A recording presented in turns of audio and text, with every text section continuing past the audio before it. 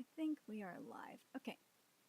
Up 20 Nerdigans. This is the one and only Packer Girl 89 of Nerdigans Inc. And this week's NERDICAST is going to be a full-on recap, the good, the bad, and the nerdy of Anime Expo. But before I get into this stream, we are at war with multiple algorithms, and it's slowly but surely not just killing my YouTube channel, but it's also killing my Twitter as well.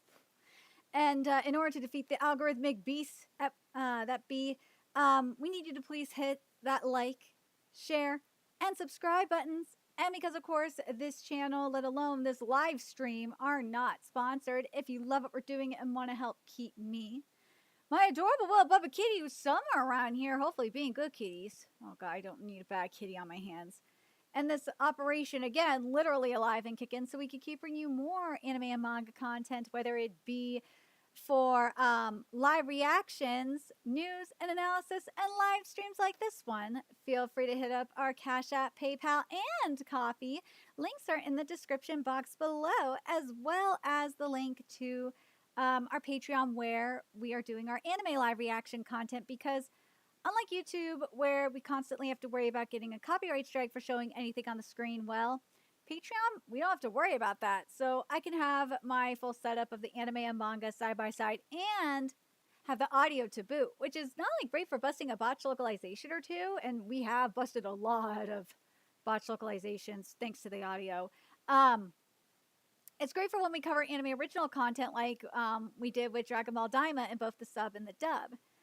And the more views and subscribers we get on Patreon, the more anime we'll cover. And heck, if you upgrade to the $10 tier subscription, you get to choose the series we cover as well. And there is a stacked summer anime season in full swing, and we are covering Dan to Dance Season 2, which I covered earlier today. My Dress Up Darling Season 2, Takapi's Original Sin, Gachi Okuda, and Witch Watch. I think that's it. Yeah. And there's even more on the way, and we're going to be going over them. So please check out our Patreon. The link is in the description box below. So, but yes, Kenneth, it is. And we're going to get into this first. Some of the breaking news that happened over the past, like, I'm going to say 24 to 48 hours. And one of them is, of course, unfortunately, another Pokemon English VA passed away from cancer, because for those of you that don't remember, the English VA for Misty, Jessie, and Jigglypuff, she passed away from breast cancer. And now we have both Professor and Gary Oak, Meowth, and James's English VA, James Carter Cathcart, and I guess he did some script writing for dubs as well. He passed away after a battle with throat cancer at age 71.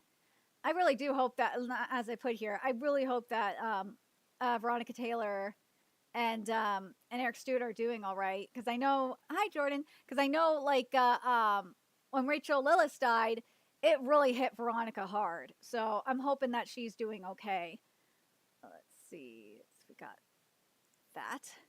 The other thing that happened today was that Shinsuke Sato, the director for live actions like Kingdom and Golden Kamui, and Bleach, among things, and Alice in Borderland, which we will get into, because the next season trailer got released.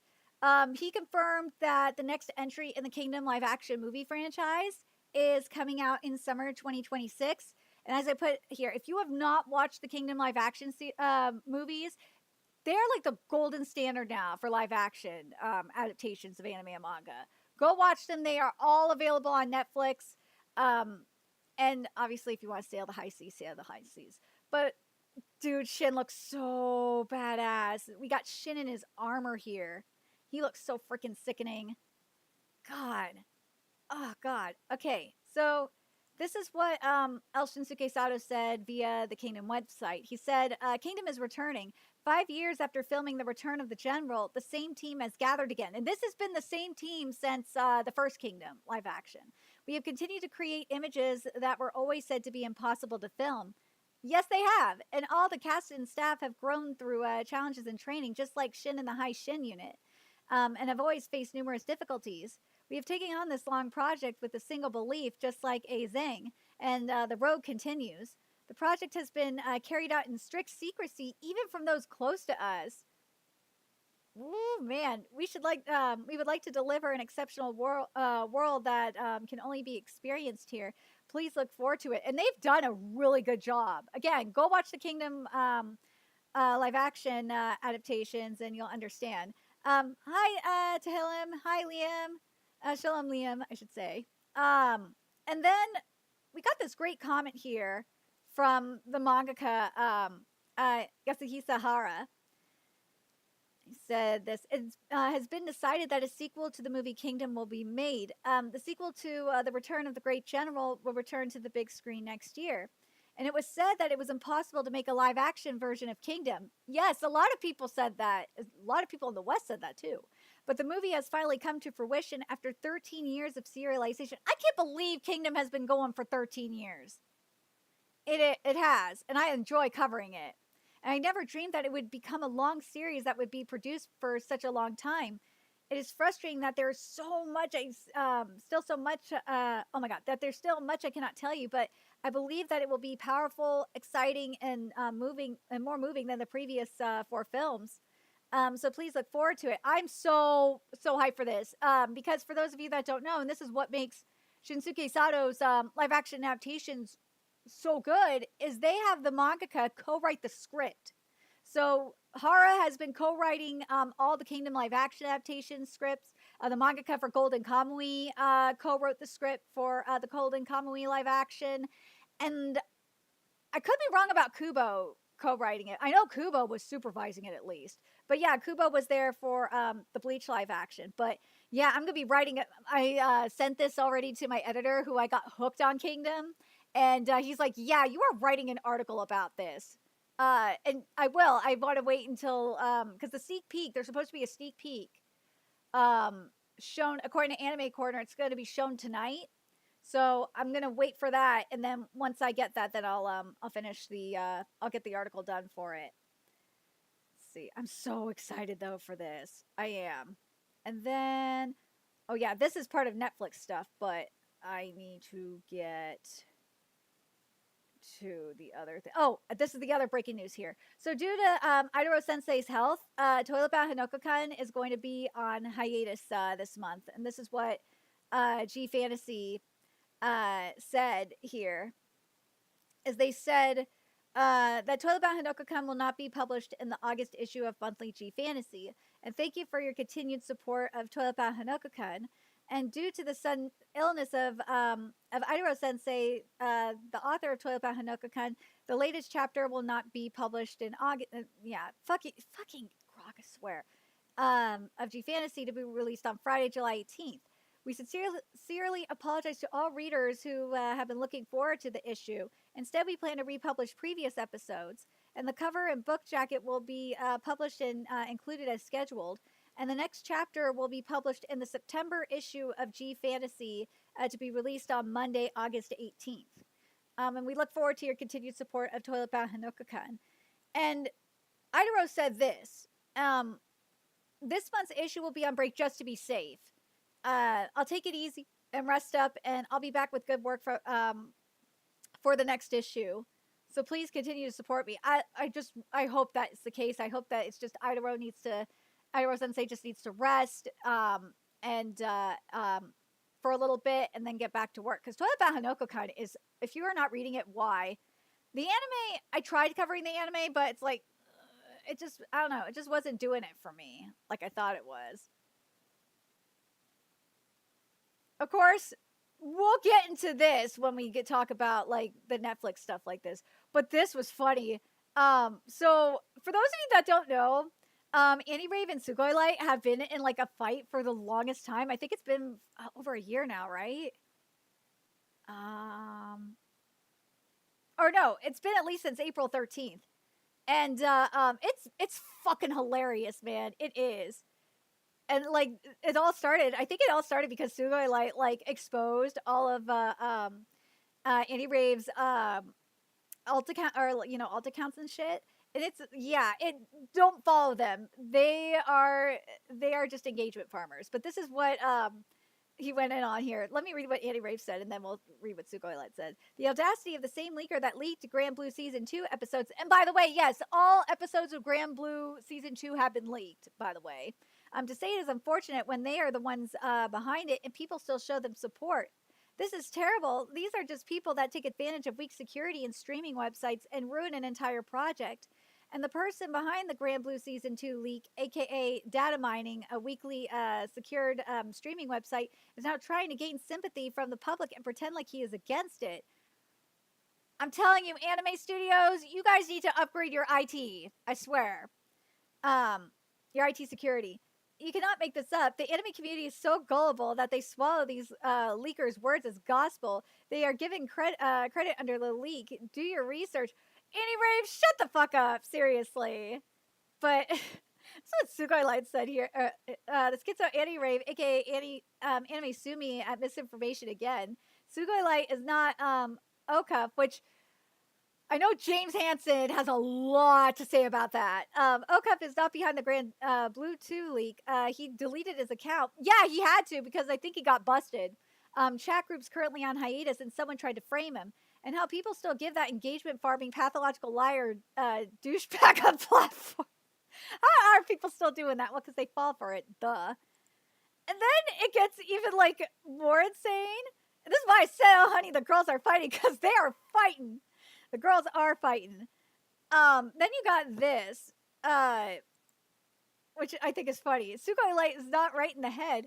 Annie Rave is not associated with Sumi. You could have beef with that person. Leave Annie Rave out of it. You are full of shit, bro. He caught you. I literally created this account from zero to avoid all the rumors that Sumi still had access to the other account. This is so bro, you just admitted you were associated with them. Like, stop. You are being you're the one being childish. Actually, both of them are being childish. But this is what was posted here. Also, is that Annie Rave your account? Just want to make sure because sometimes you're not active on your account, and I'd like to also send you info there so you'll see it quicker. But I don't want to send private info to strangers. LOL. Okay, and yeah, that's my current main account. I do mostly use that one more. You see, you got busted like red-handed, dude. Like, but this is where it gets ironic, okay? Because I know this for a fact. I know this because of the people I talk to in like the Project Vinland server, in particular Discord server.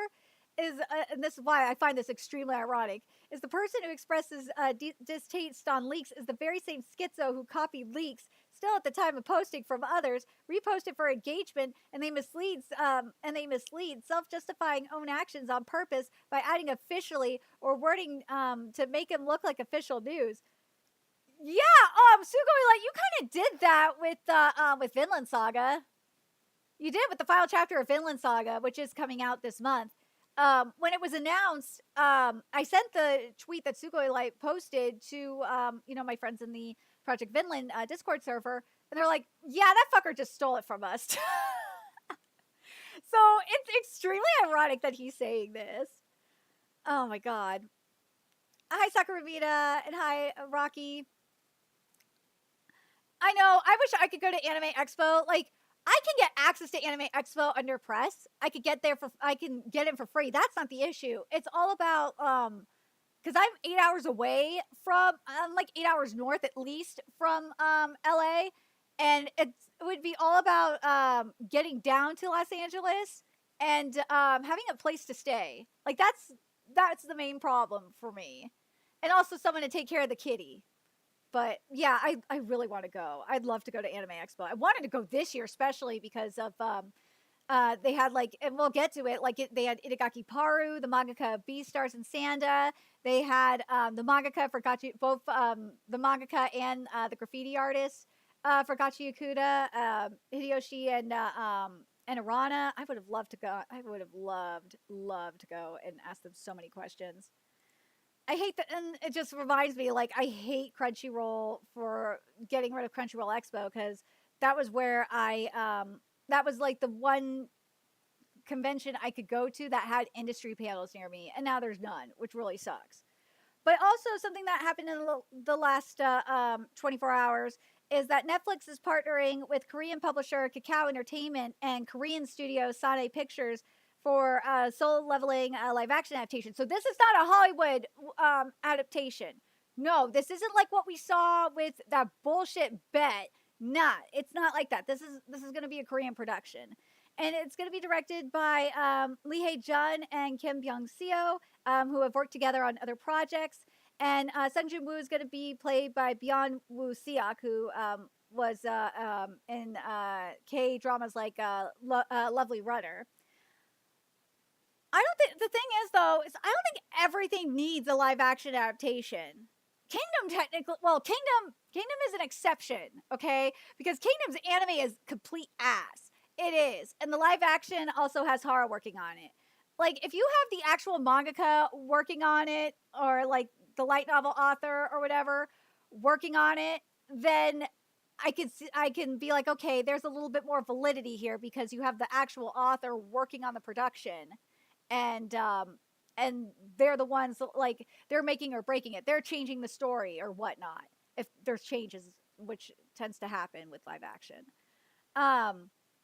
But yeah, I don't know about this one. I don't know. I don't think it's needed, because for the most part, from what I understand, is A1 Pictures is doing a decent job with Soul Leveling's anime adaptation. So it's kind of weird. It's kind of well, it's not surprising that they're doing it because it's money.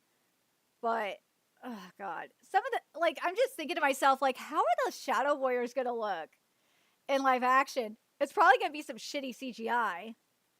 Oh my god, it probably is. So Gundam fans, this is for you guys. So KFC Hong Kong is having a Gundam Wing collab, you know, for part of the series anniversary.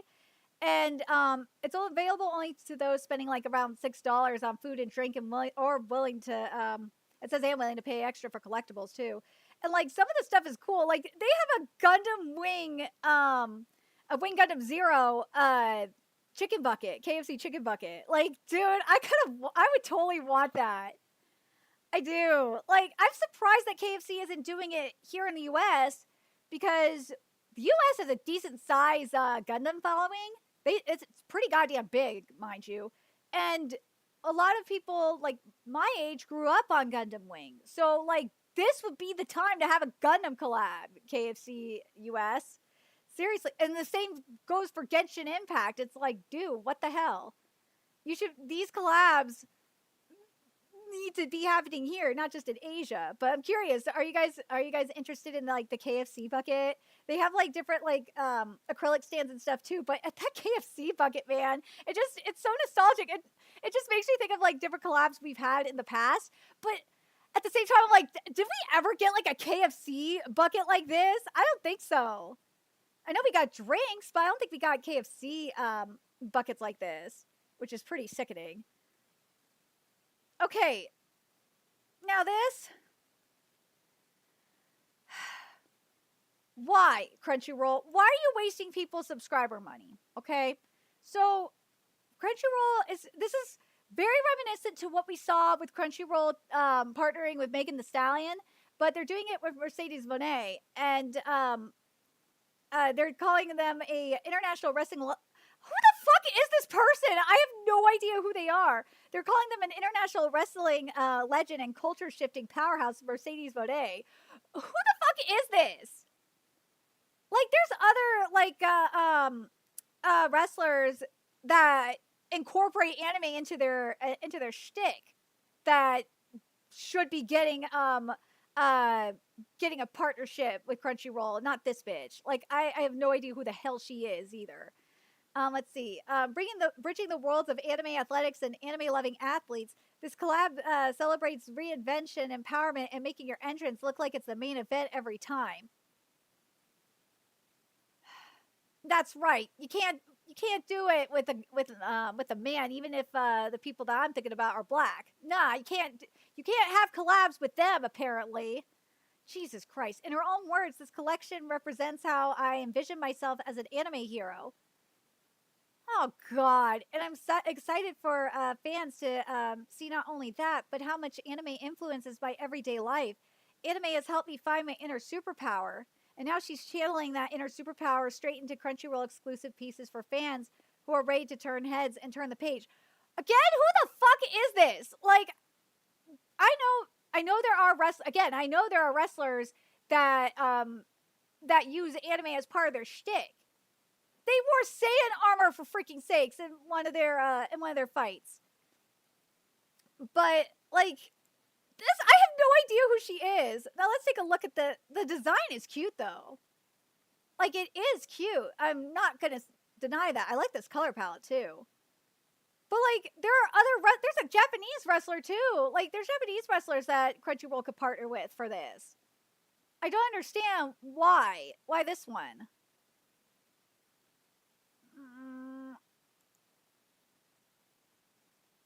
The stuff looks cool. I'm not gonna lie. It does. I like the design, but still, it's like, huh? I'm curious what if anyone else understands what the hell this is. Oh, and 5% of net sales from the Mercedes-Benz collab will be donated to Step Up, a nonprofit that empowers young women. Yeah, that's probably why. Let's see. People, damn, I can't believe people are buying this. Let's check the QRTs for this, because the quote retweets will tell you how people really feel. But this is your Crunchyroll subscriber, by the way, at work. Your Crunchyroll subscription money at work.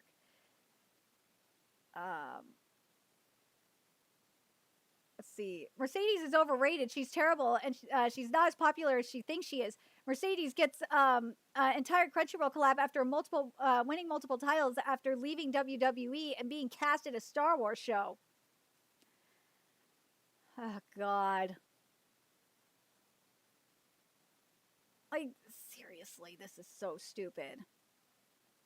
Let's see. Oh, that's good for you for sharing it. Who the hell is this? Oh, okay, that's who that is. All right. Remarkably proud of this collection and the small part we at PTG had in putting it together. This is truly Mercedes Vernado's vision, and without bias, some of the coolest merch I've ever seen. No, I've seen way cooler merch than that. Okay, you want to know? I actually have it in my closet at Uniqlo. I want to say 6 years ago now. Yeah, they did a partnership with Kodansha, and basically the shirts that they had there were designed by the mangaka. I have 3 of them.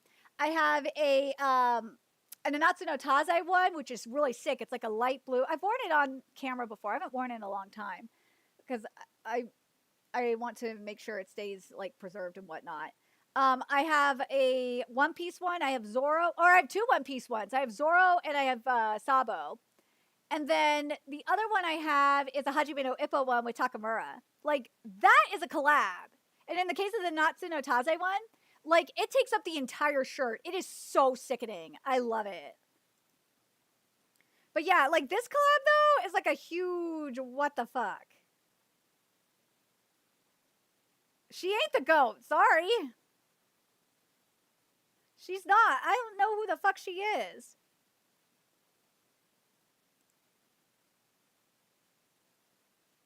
But Crunchyroll's getting money out of it, so I'm gonna keep saying it. Crunchyroll, you know, you would be getting more money if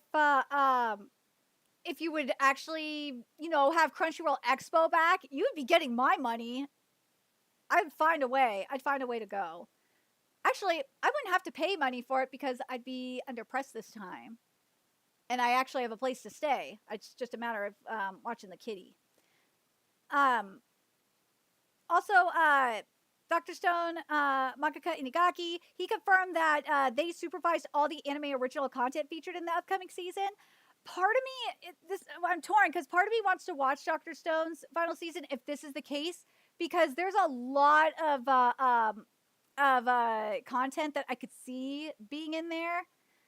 But at the same time, I'm like, I can't with TMS's art and the animation. It's just so bad. It really is. Okay, I think there was one other thing here I wanted to get to before I really jumped in, because we got a lot here. We'll get to you in a bit. We'll get to you in a bit too, because I want to talk about Cyberpunk Edge Runners before I get into that little mess. Oh yeah, I already mentioned this. In regards to the Grand Blue Season 2 leak, that the material appears to be finalized, including full animation and audio, though the source of the leak remains unknown. And I have to point this out. This is not fair. The French get everything, including a Seki no Kuni collab. Like, that's not fair. Ugh. Why can't we can't have nice things? We just can't have nice things. Oh yes. So there's also this. The former Japanese Prime Minister Fumio Kishida says he's going to handle the Visa MasterCard war against Japanese art. He's a member of the Diet too. Praises the tenacity of Taro Yamada, who went all the way to Visa's U.S. headquarters regarding the credit card issue. And the credit card issue is scheduled to be addressed after the Obon holidays at the Video Industry Strategy Promotion Study Group, chaired by former Prime Minister Fumio Kishida. And with Kobayashi serving as Secretary General, they plan to gather all payment industry stakeholders to identify who is blocking progress. And Kobayashi also expressed encouragement to Taro Yamada, urging him to return to the Diet and persistently work together to reach a conclusion at this meeting. And to stop the credit card regulations, please write Taro Yamada on the second page of the National Proportional Representation ballot. I'm hoping that this gets settled. Like, the thing that gets me, and especially in regards to the UN stuff, it's like, dude, the UN, just don't take the UN seriously. But with Visa and MasterCard, it's so freaking weird. This whole thing is weird. Oh, we'll get to you. Oh, we will talk about you too. There was one other thing. Oh, yeah, there's this. That Capcom canceled their lecture about Monster Hunter's Wilds optimization. This was at a Japanese event. As devs face threats and harassment. Yeah, this is wild. Like, I don't know for sure. Like, if you guys are sending death threats to them over this, like, that's stupid, because I could see it happening. But, come on, man. This should not be an issue.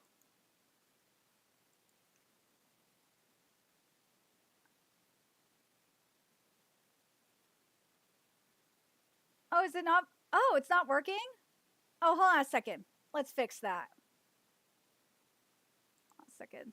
I don't know why it's froze like that. That's weird. All right, let's try this again. Thanks for pointing that out. Let's see. Stupid OBS. All right. Oh, why? No, I didn't click you. I want you. And I need window capture. Let's see. Yeah, there we go. Sorry about that. I didn't realize that was the case.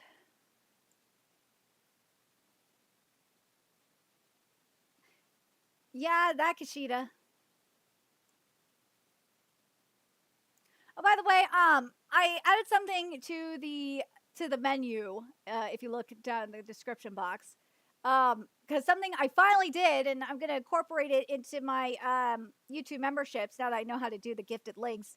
If you guys donate at least like $10, I will give you a free month membership of Patreon. To the $10 tier, mind you. So that means you guys can request series that that you want me to cover on there, like for example, like Sakamoto Days and stuff like that. The other thing is that and if you donate like if you donate $100, I will I'll give you like a free year subscription for my Patreon. We have a lot of content up there right now. But yeah, let's see. Okay, so Anime Expo started off very interestingly because there was a fire somewhere, like in the building. Because yeah, and no one was allowed in. Like, this is nuts. Like, I want to say it was a year or 2 years ago that that Anime Expo had a major COVID outbreak. And now this, like, goddamn, like, Anime Expo, you guys need to get your shit together. Anime Expo's been having problems like this for, from when I wrote my COVID article. I remember people were saying that this was happening for at least a decade. So, yeah. But this is what was happening. Is that the smoke at South Hall has been cleared by the LACC and fire marshal, and the smoke originated from an exhaust fan belt that caused this motor to smoke. That's like just wild, man. Just so wild. Oh, and then it gets better. Oh, come on, work with me here. There we go. It gets better because what happened was, I think it was the next day, there was rumors of a bomb threat. I'm dead serious. There was rumors of a bomb threat, and they had to call LAPD in. So first it was the fire marshal, then it was LAPD. So all entrances next to Crypto Arena to Chick Hearn were closed, and everyone had to be evacuated too. And where is it? I think I had it somewhere here. Unless I don't. Oh yeah, I have it further up here. Anime Expo's explanation for it. There was a suspicious package, is what they said. I believe, right? Oh, come on. Where is it? I thought I had it here. But I guess not.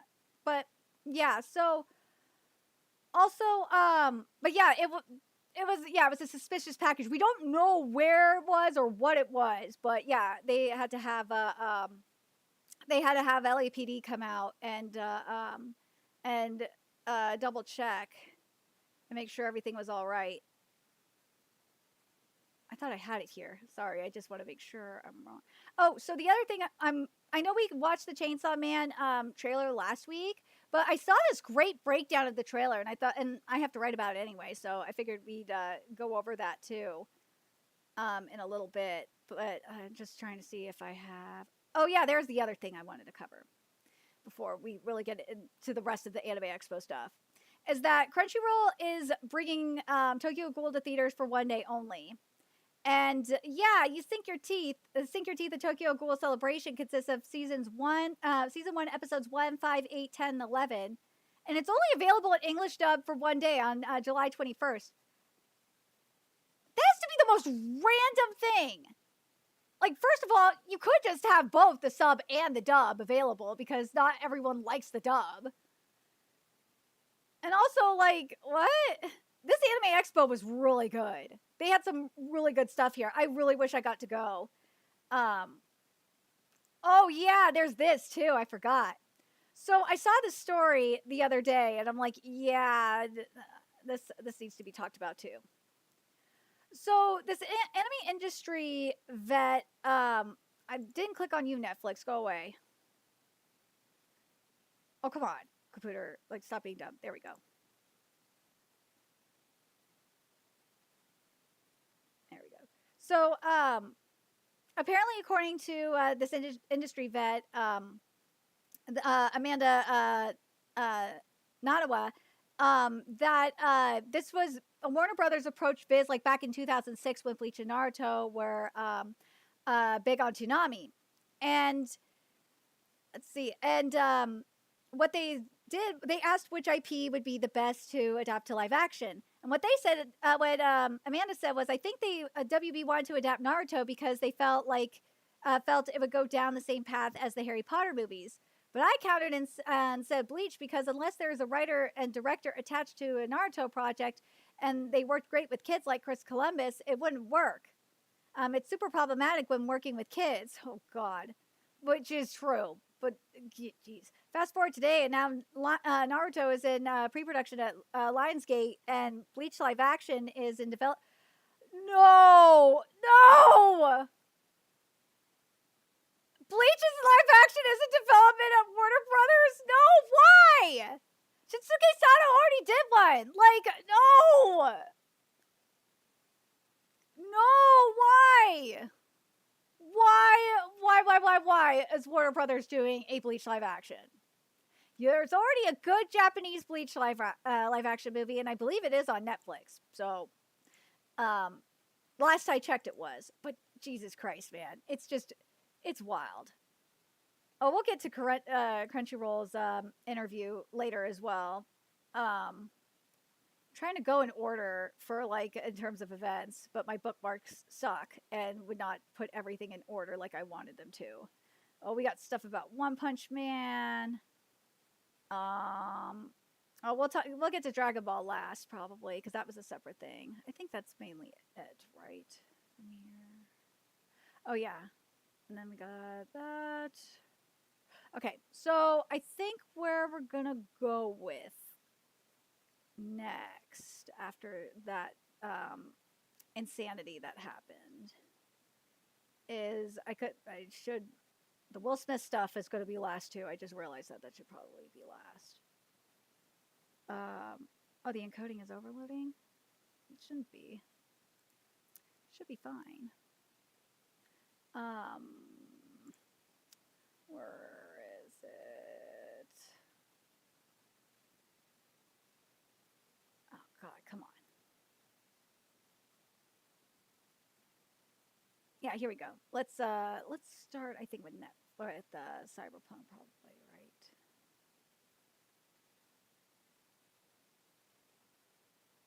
Oh yeah, I don't need this. Okay, I don't know why that was there. Okay, so for those of you that missed it, Netflix announced Cyberpunk Edge Runners 2 during the Cyberpunk Edge Runners panel, and like prior to it, like I was laughing because they were talking about like the production and how there were some cultural clashes. I'm like, dude, I know about that shit. They're not wrong. There was a huge cultural clash between the director and where's the initial announcement that I had? Between the director, the Trigger director, and the person at CD Projekt Red. I don't need you. And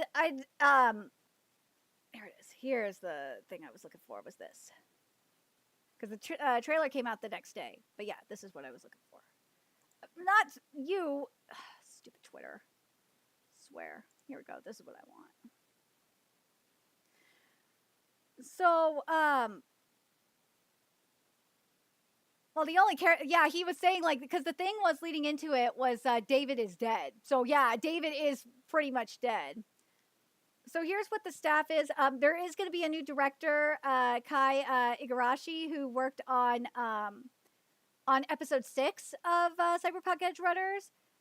You have the character designer Hajime Sagano returning, and series composition Masahiko Otsuka as well. So with this one, this is going to be another standalone series. It's going to be 10 episodes, and it's going to follow a different cast. And what they were saying on the panel is, and why they're doing a second season is because they're of Cyberpunk having Cyberpunk 2077 having like this huge vast world, and there's so much to explore.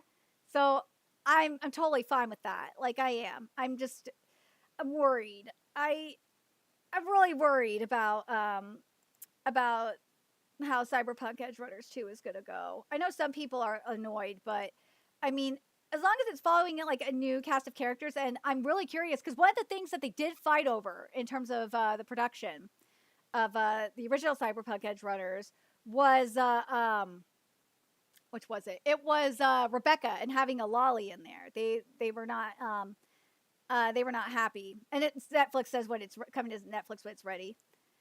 So I wonder if we're going to get a lolly this time around. I hope Trigger stands by the lolly this time as well. But the other thing that I remember, I remember the one of the showrunner from that's representing CD Projekt Red, because he's the one that wants to do the second season. He was saying that this is going to be more depressing and dark because the Polish are born sad and they die sad. I thought that was funny. But yeah, by the way, I am covering My Dress Up Darling, and Crunchyroll localizers are they're making it into a meme localization, unfortunately, because we have Totes here, which from what people were saying, they did this in the first season as well, but they also had JK here, Am I Right? Which I don't, I know that's a one not to be so annoyed by, but this one though, oh my god, I fucking hate that Crunchyroll did that. Like, seriously. Why? Probably the only person that's talking about that too, by the way. Um, but yeah, I wanted to make sure I talked about that for a sec. So stupid. Okay, do I want to go with Record of Ragnarok next? Or do I want to go with Chainsaw Man? Oh, we'll do that. We're going to do that later. But I do not want this one. I want... So, Record of Ragnarok, we got the season 3 trailer. And oh my god, does it look bad, as you'll see. Like, I just can't believe with what they did to Tesla. Tesla looks fucking horrible. So it confirms that we are getting the Hades fight. We're getting the, as I said, the Tesla fight. And we're getting the, oh my god, what's his name? The Apollo fight. But god, Hades, that background is cool, but Hades looks like ass. It looks so bad. I just am like, oh god, it's just gonna be so bad, so bad. This manga deserves better. It does. Hades could look so much better. Ugh.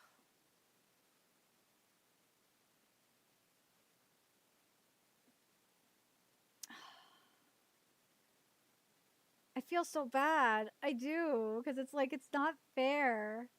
Why can't we have nice things?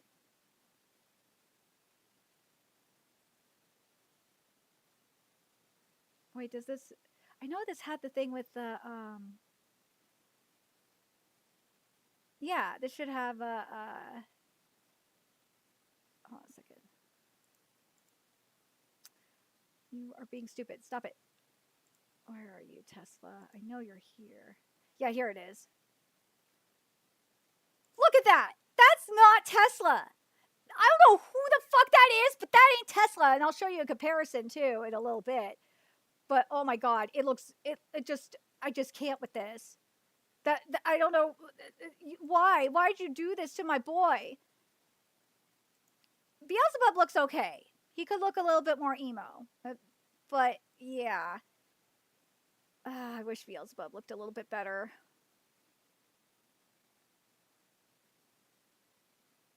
He looks alright. Leonidas looks okay. Apollo actually doesn't look that bad. It's just freaking Tesla that looks like really, really, really bad. Oh my god. Oh god. Why? Why, Warner Brothers? Because this is you, Warner Brothers. Why would you do this? Why would you allow this to happen? Oh god. We'll get to Gigax stuff in a sec.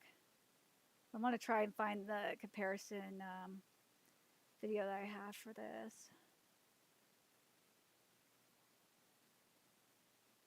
Oh yeah, of course, this was announced at the Dempa panel that that Tawaba on Monday is going to have a 2-in-1 omnibus, and that's because, of course, the localized or the translator that the author picked is kind of taking a minute. So yeah, it's coming. It's going to be in the form of a 2-in-1 omnibus instead, which I think is fine.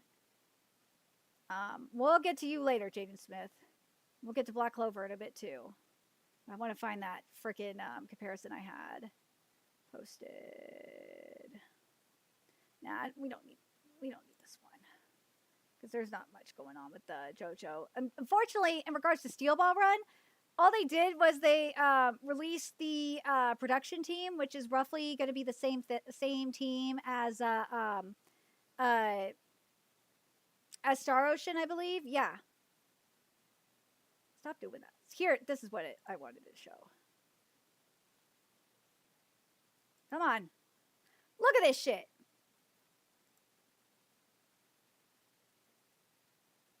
Yeah, even the bastard. Oh god, it's so hard because Ragnarok has a wonderful manga. While it's undermined with the horrible anime adaptation.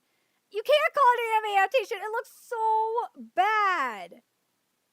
It does. But look what they did to Tesla. That I don't know who the hell that is, but that's not Tesla. This is manga Tesla. This is Iron Man. This is manga Iron Man. He looks boss as hell. And then you got this shit. They're not even the same in the face. Like, who the hell is this? This is not Tesla. Like, that is not Tesla in the face. And also, that armor is jank as hell. Like, that armor's, that's like way too thin. Or like, because this is bulky. The armor that Tesla wears, as you can see, is bulky as hell. This ain't bulky as hell at all. And that sucks. And I fucking hate life. I hate that they did this to him. You deserve better, Tesla. You really do. I'm sorry that Warner Brothers did this to you.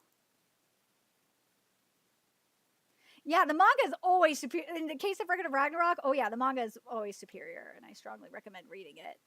I think I'm gonna do.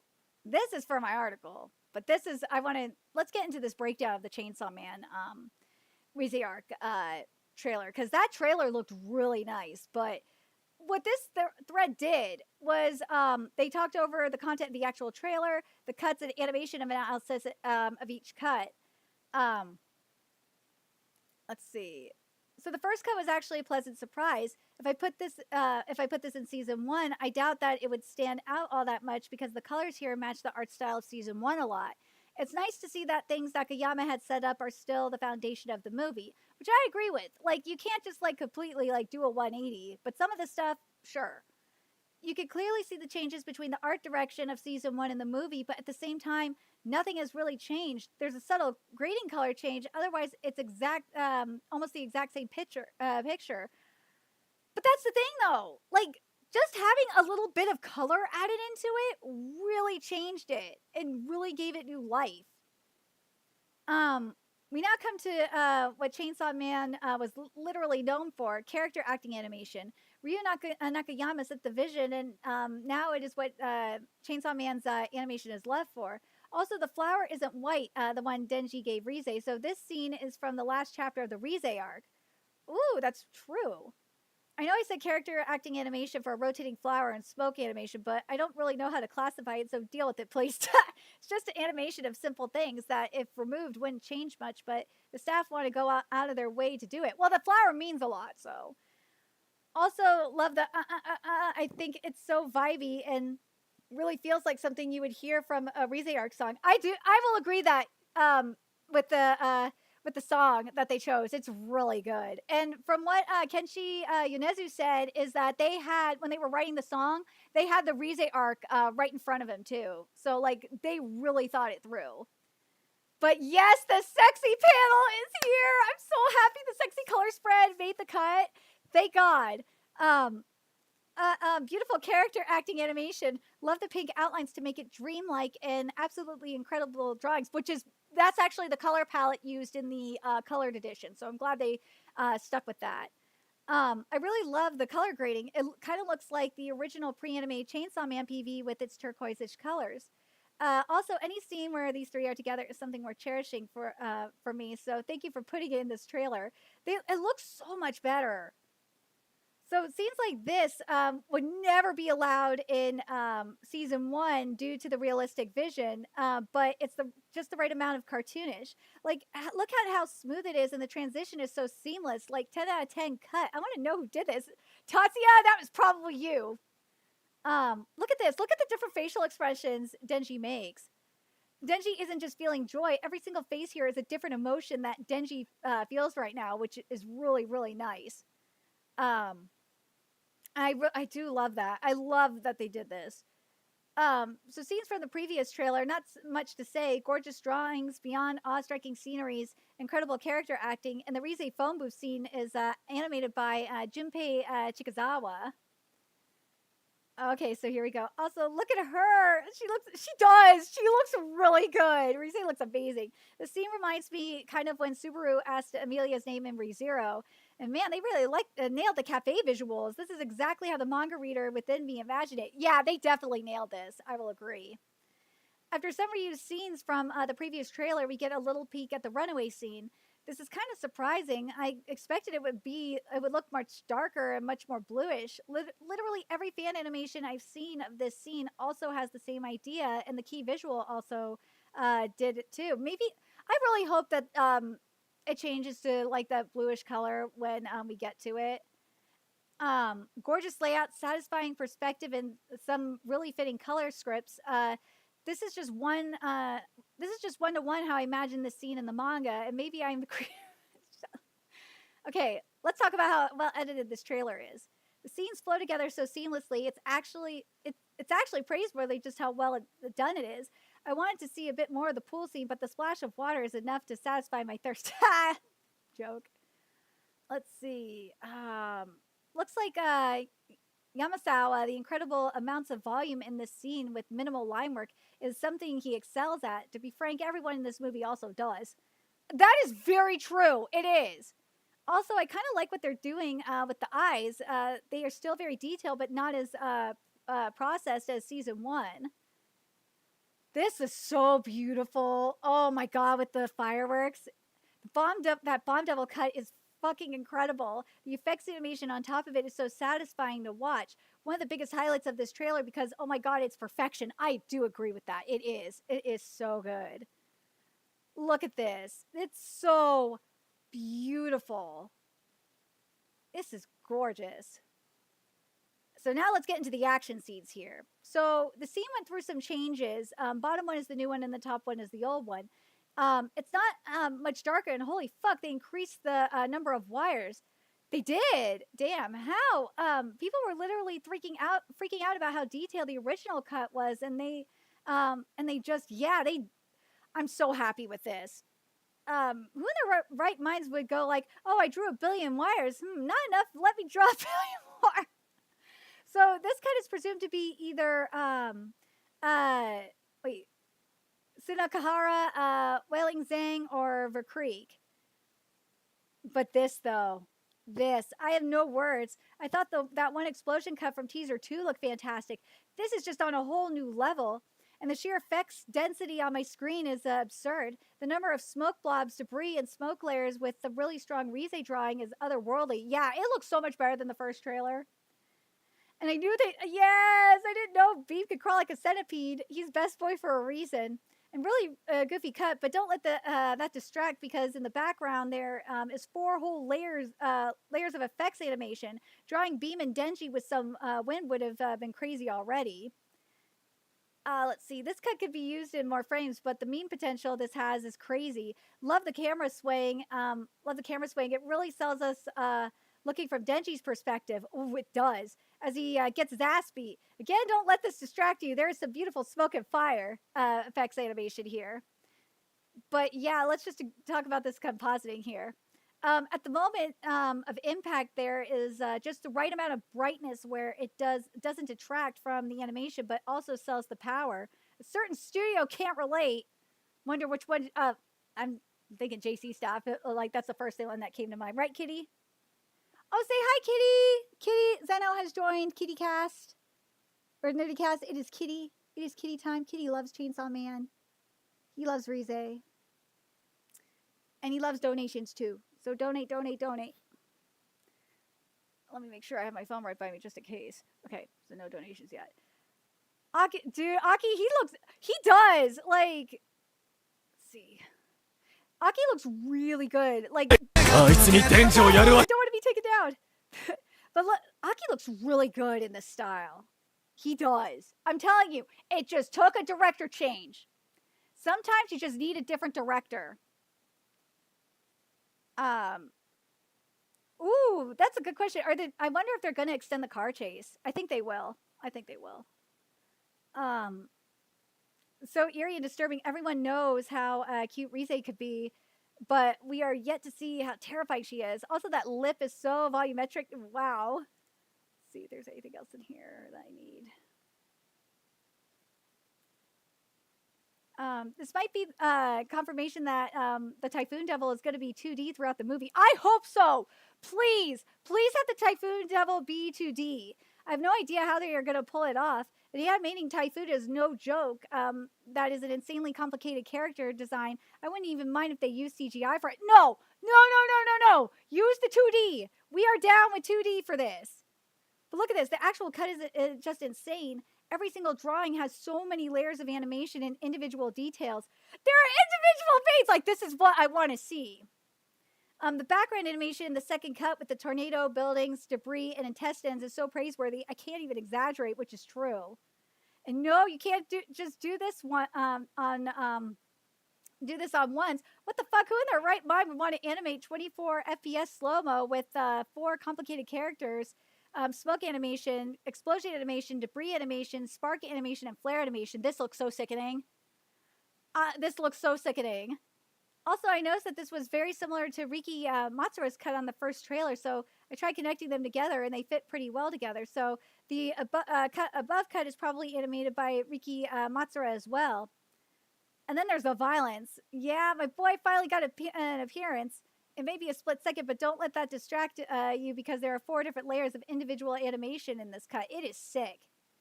Actually, there's 6 layers of animation in that cut. Damn. Imagine being in this building and suddenly you are flying in midair and there are massive explosions outside your window and suddenly a giant shark with a chainsaw on top of it comes and breaks your windows while doing it. I love this. This is so good. And then there's the Aki Angel. Yes. Also, just look at that angel drawing. It's so meticulously detailed. Come on. Work for me here. No, don't want that. Look at that. Look at Angel here. He looks sickening. Oh my god, I'm so happy. This cut is done by Emoji. Expect some incredible stuff from this name in the movie. And another big highlight in the trailer, and this is the type of stuff you get when your compositing and animation department are completely in sync. The animation alone, or the compositing alone, in the scene wouldn't be able to make the scene as amazing as it does.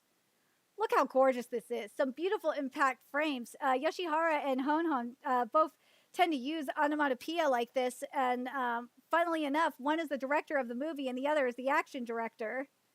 And I'm telling you, Yoshihara, I swear to God, Black Clover Season 2 better have some of this in there, I swear. And also some of the stuff that we saw in Wizard King, too. I've already talked about this Makima scene, but wow, this is an amazing drawing. Makima looks terrifying here, and I think this drawing may be done by Shun. And I can't really explain why, but I just really like the vibe of this scene. And something about it is just hitting my neuron activation spot in my brain. It looks beautiful. This is 5 layers of animation that we're seeing here, too. How many more of these? Jesus Christ, there's a lot. Let's see. Here we go. Chainsaw Man, Bomb Girl, and Iron Man. What does this movie not have? I'm not a huge fan of this cut. I think it could use a few more frames, but despite that, I can't deny that it looks amazing. And of course, what better way to end this than Riki Matsura's incredible cut from the previous trailer? Not going to say much except the 8 layers of animation. Oh, well, maybe 12. Like, this is just so stunning. It is. I'm so happy with this. I'm so happy. I want to know what you guys think about this trailer. Like, this trailer is everything that I wanted from season 1. I want more, obviously, but it looks so goddamn good. Let's see.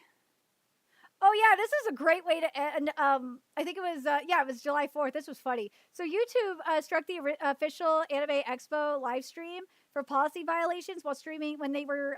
This is when the Anime Expo Lite was streaming Orange's upcoming Netflix anime Leviathan, which is out now. And it was said YouTube now says the stream was terminated due to use of third-party audio or video content, and their Twitch stream was struck down as well. Like, Anime Expo just cannot get a break. Okay. So here's the production team for JoJo. for Steel Ball Run, because I know a lot of you guys are here for that. We have the directors Yasuhiro Kimura and Hideya Takahashi from Golden Wind. The series director Toshiyuki Kato, who's been there since the beginning. Same with the series structure, Yasuko Kobayashi, who's been there from the beginning. We're going to have the same character designs from Golden Wind by Daisuke Sumagari, and the sound director and animation studio are obviously the same, but the music is going to be done by Yugo Kanno, who's been around since Stardust Crusaders. So yeah, like Steel Ball Run should be fine. The only thing I was worried about when I saw the character designs for Steel Ball Run is that they just didn't have a lot of the detailing that Araki puts in their designs. So, but also we didn't get a trailer, which really sucked. But they said on September 22nd, new information about Steel Ball Run will be unveiled during a global live stream. So we got to wait until September for additional info about that. Where are we here? There we go. Oh yeah. By the way, if you are watching Call of the Night, don't watch it on Netflix. They put incel in their localization. So it's crazy that Sentai Filmworks is actually doing the damn thing, but they're doing a good job. Like, here's what it is. If this wants to work with me. So your type Yumori-kun got changed to Midori goes after frustrated male virgins. Like, Netflix, what's happening over there, man? Usually Sentai Filmworks is the problem. But then we got something interesting happening here with Giguk. So Giguk is one of 3 content creators that are getting anime.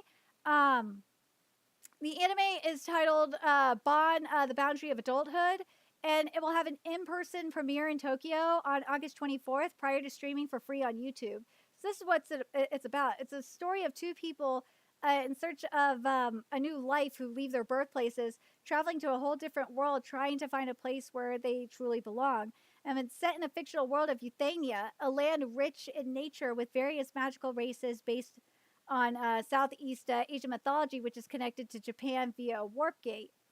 And yeah, the people behind this GX Productions are working on projects with Dylan Gu and Otaku Versus as well. I'm torn about this because we're seeing more like YouTube content creators and like streamers and shit like that get into anime and manga, creating anime and manga. I don't know how I feel about it, to be honest, but we'll see what Giga does. But oh, the major yikes was the Fist of the North Star trailer, because let's be real, this is and everyone is rightfully calling this too. This is Berserk 2016 shit. Like, usually I try not to dog on CGI too much because, I've been spoiled by CGI with Hoseki no Kuni before. But Jesus Christ, like, why? Why can't Fist of the North Star get something nice? Like, look at this shit. Like, what is this? What is this, man? Look at this shit. This is wild. Like, I feel so bad, man. Fist of the North Star deserves better than this. Look at this. Like, you cannot deny that this is some Berserk 2016 shit. Like, Warner Brothers, why? Why? Of all the series to do this to, why Fist of the North Star? Like, Modern Toei would be a mixed bag. It depends. Because they bastardized Saint Seiya. But, dude, like, this is fucking ridiculous, man.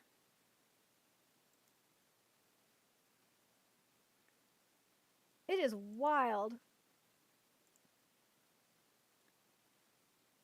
Careful, Zeno.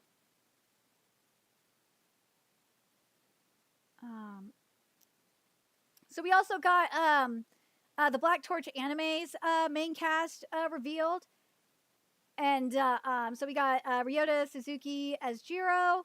And they look great, by the way. Yoji Uda as Rago. Sayaka Zembongi as Ichika. and Junya Inoki as Reiji. Now, the mangaka actually tweeted that they were involved in the casting process and they have been sitting in the studio. So, like, I trust them on this. I do. Where's the tweet for that? Because I have it here. We'll get into you in a second, Black Clover. And Mushoku Tensei. Mushoku Tensei looks great. Come on, work with me here. Oh yeah, I forgot to mention this. Speaking of soul leveling, because we talked about it earlier, Netmarble announced another soul leveling game, which is called Soul Leveling Karma, and it's going to be on iOS, Android, and PC. It looks okay, but man, we'll get into. I want to try and find that tweet that I had from the mangaka for Black Torch. Where are you? Here it is. So this is what the mangaka said. The 4 main cast members of Black Torch have been announced. I was involved in the selection process from the audition stage, and it really is the ideal lineup imaginable. And I can finally brag about it with confidence. The other cast members will be announced soon, but but all the characters are truly amazing, so please look forward to it. I'm so happy for Tsuyoshi, because Tsuyoshi, like, if you were like me and were reading Heart Gear, you know that Tsuyoshi was dealing with really nasty health issues, so to see this really does make me happy. Tony Juice.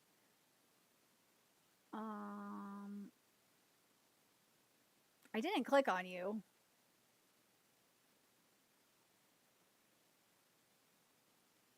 I clicked on this.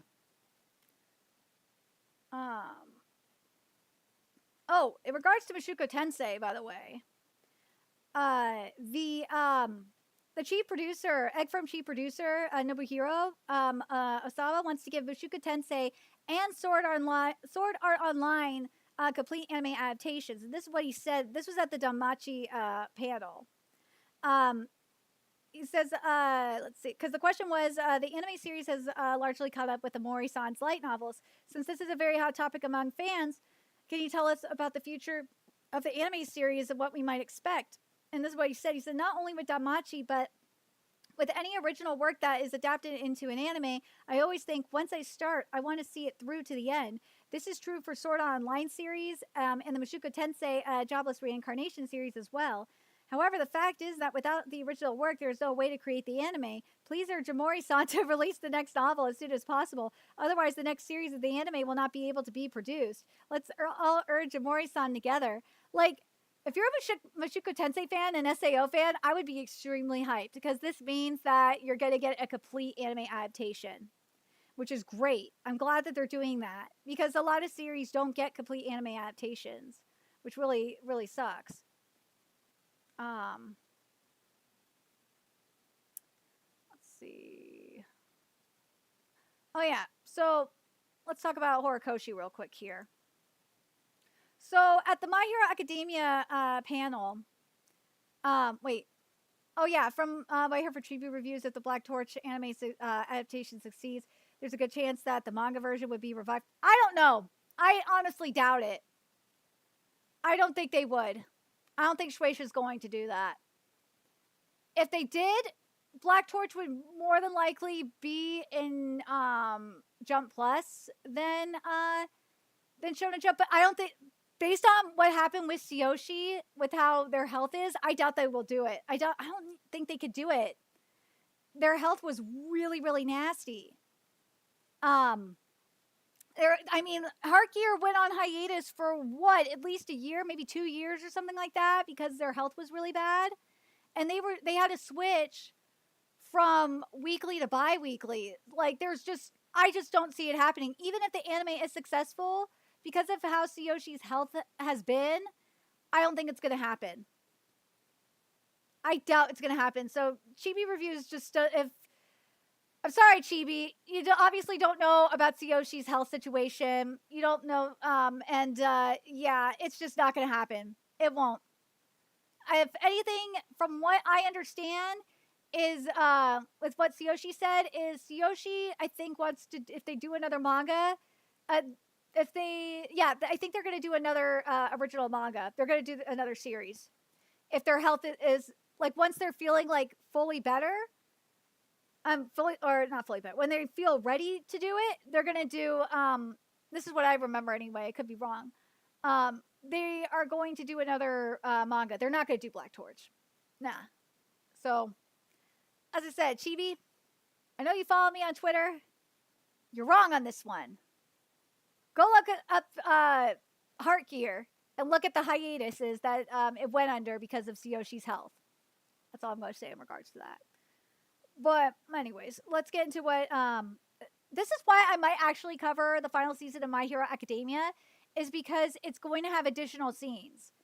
And this is what he, this is the full thing of what he said. He said, now that My Hero Academia has ended, I've been able to work more closely with the production studio on the anime and the production process.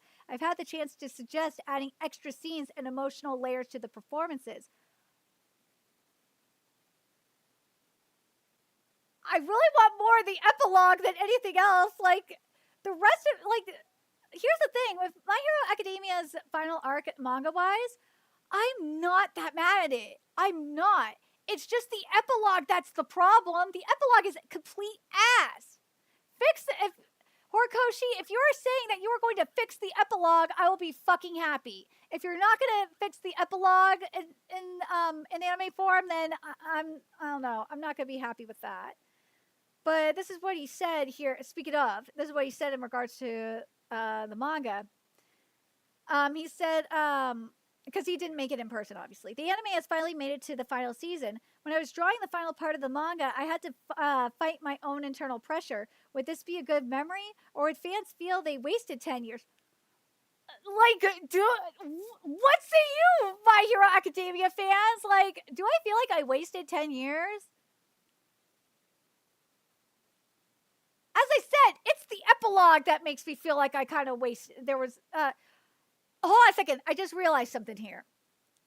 Now, if you're going to tell me, I'm spoiling Boku no Hero Academia, I have to deal with it. Now, if you're going to tell me that, especially since we have, like, Vigilantes done, or Vigilantes going, and we did the Stain scene and all that, if you're going to tell me that when Stain dies, we're going to see, like, the flashback to Knuckle Duster and how he became a hero and shit like that, and how, like, Stain became the person he is, I will be fucking happy. That was the one thing that pissed me off the most about the final arc, was when Stain sacrificed himself. We didn't get shit about Knuckle Duster, because without Knuckle Duster, he wouldn't have become Stain. So I'm hoping that that's going to be resolved. I really hope so. Please do it. Please be talking about the Stain scene when he dies, because I really want to see Knuckle Duster there. Give me that shit. Like, it should have been in the manga, frankly, but still. Let's see. This isn't just for the manga readers. I was always on edge to make My Hero Academia the kind of manga that would make everyone feel happy to be part of this journey. Well, you ain't making the Fujoshis happy. Like, that would require, like, having Deku and Bakugo get together. Like, that's how you'd make, like, a good chunk of the fandom happy. But that's not happening either. Let's see.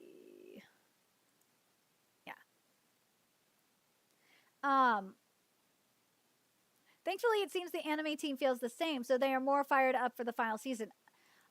Like, just because Horikoshi said that, I might have to cover the final season of My Hero Academia. I covered the second season, and then I was just like, whatever after that. Okay, we'll get into One Punch Man in a bit. But yeah, so I'm torn on this one, guys.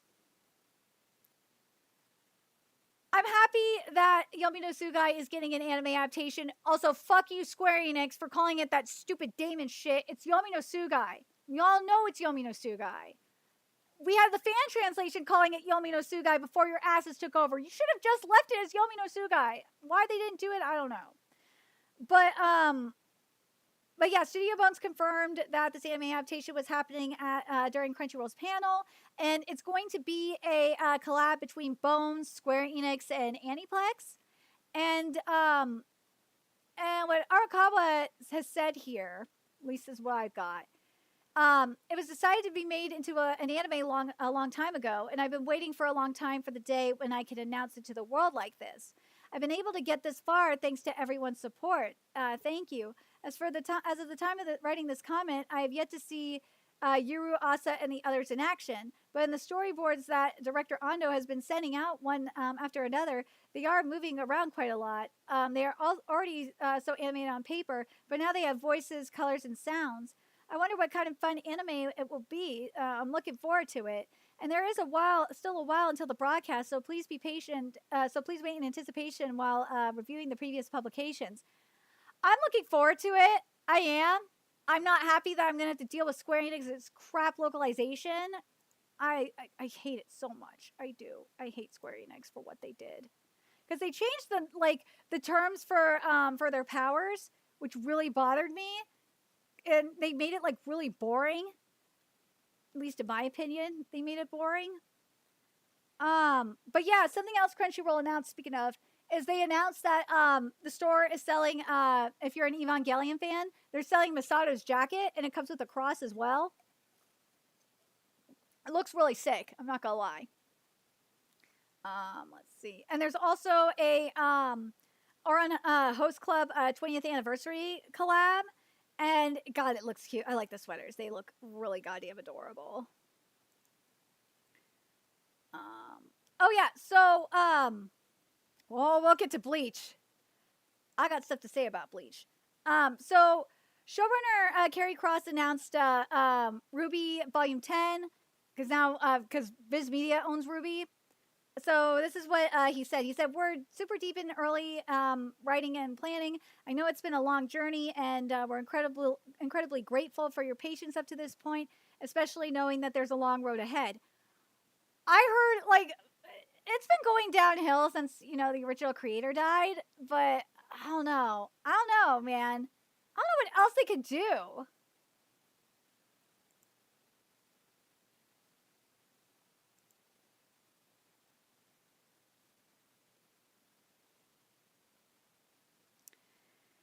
Let's see.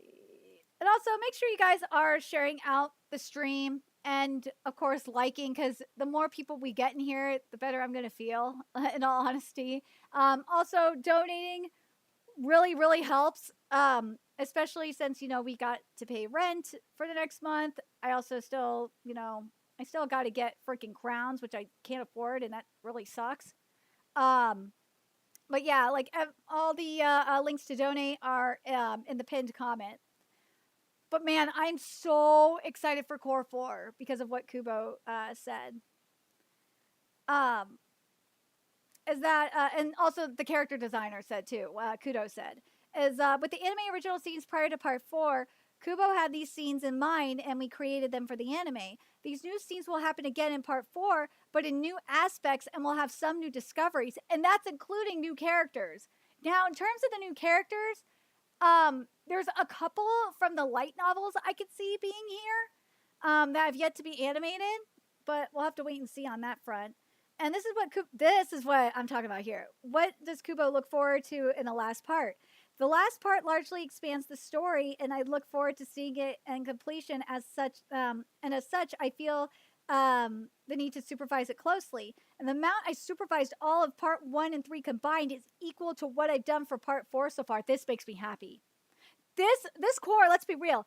This is the core that I think the majority of us have been waiting for since the manga ended, because this is where we're going to get all the content that Kubo couldn't put in the manga in time. And there's a lot of content here that needs to be included. So I'm glad that Kubo is doing this. And also that he did confirm that the last part is largely expanding the story, because that is literally what all of us Bleach fans wanted. Because if it didn't, I would be fucking furious, man. And then Kubo also said this, because it is postponed until 2026. I think many of you fans were hoping for the broadcast to start this year, and I apologize for it being postponed until next year. Please wait a little longer until next year, and I believe he can create a great work. And then this is what a couple of other members of the production team said. They said, I apologize. Murata said, I apologize for making you wait so long for the final season of the anime, Bleach Thousand Year Blood War. Every day I feel the pressure of your expectations, like Ryatsu. What will happen to that scene? How will they draw it?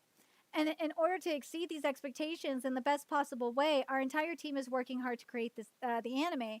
Unfortunately, I cannot reveal specific details yet. However, if I were asked to describe the final season in one key word, it would be Bankai. Dude, I'm so hyped. I'm so hyped for this season. Please give us better animation, though. Like, Core 3's art animation was complete ass. Oh my god, I was pissed. If you watched my live reactions on Patreon, which if you're a $3 member on Patreon, you get access to him.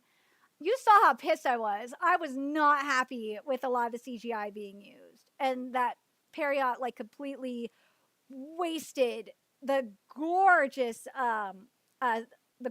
setting. But yeah, and I've said this multiple times too as well. Let's see.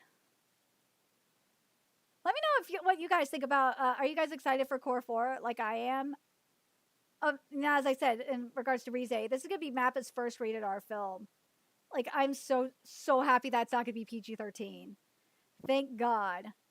Oh yeah, I forgot. In regards to Cyberpunk Edgerunners, before I forget, apparently the official account is scared of the word lolly because in the first tweet that they put out about Rebecca, they said your favorite lolly is back, and then they changed it to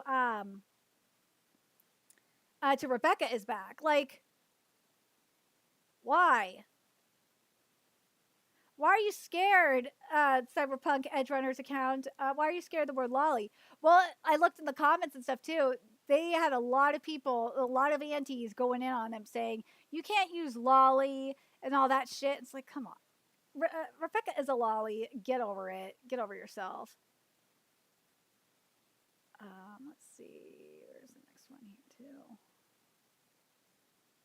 Yeah, One Punch Man Season 3 is really fucked if you didn't think it was fucked already. It is fucked. Because they referred to the PV1 as a trailer, but no info was revealed. And this was at the Bandai Namco Filmworks industry panel. There was nothing there. But then it got worse. Because at the One Punch Man panel, they didn't reveal anything. There was nothing. Nothing at all. So there's no production team. Oh yeah, there's the suspicious package one I was looking for earlier. Yeah, there's no production team revealed or no like actual trailer or anything. And this is supposed to come out in October. Something else that was announced by Kodansha is that, and I heard that these were rumors, by the way, but they are true, that Ghost in the Shell Legacy manga box set here is going to be a completely uncensored box set. So if you are a Ghost in the Shell manga reader and want a completely uncensored version, because even like the ones that are out now, manga wise, they are censored. This is going to be completely uncensored.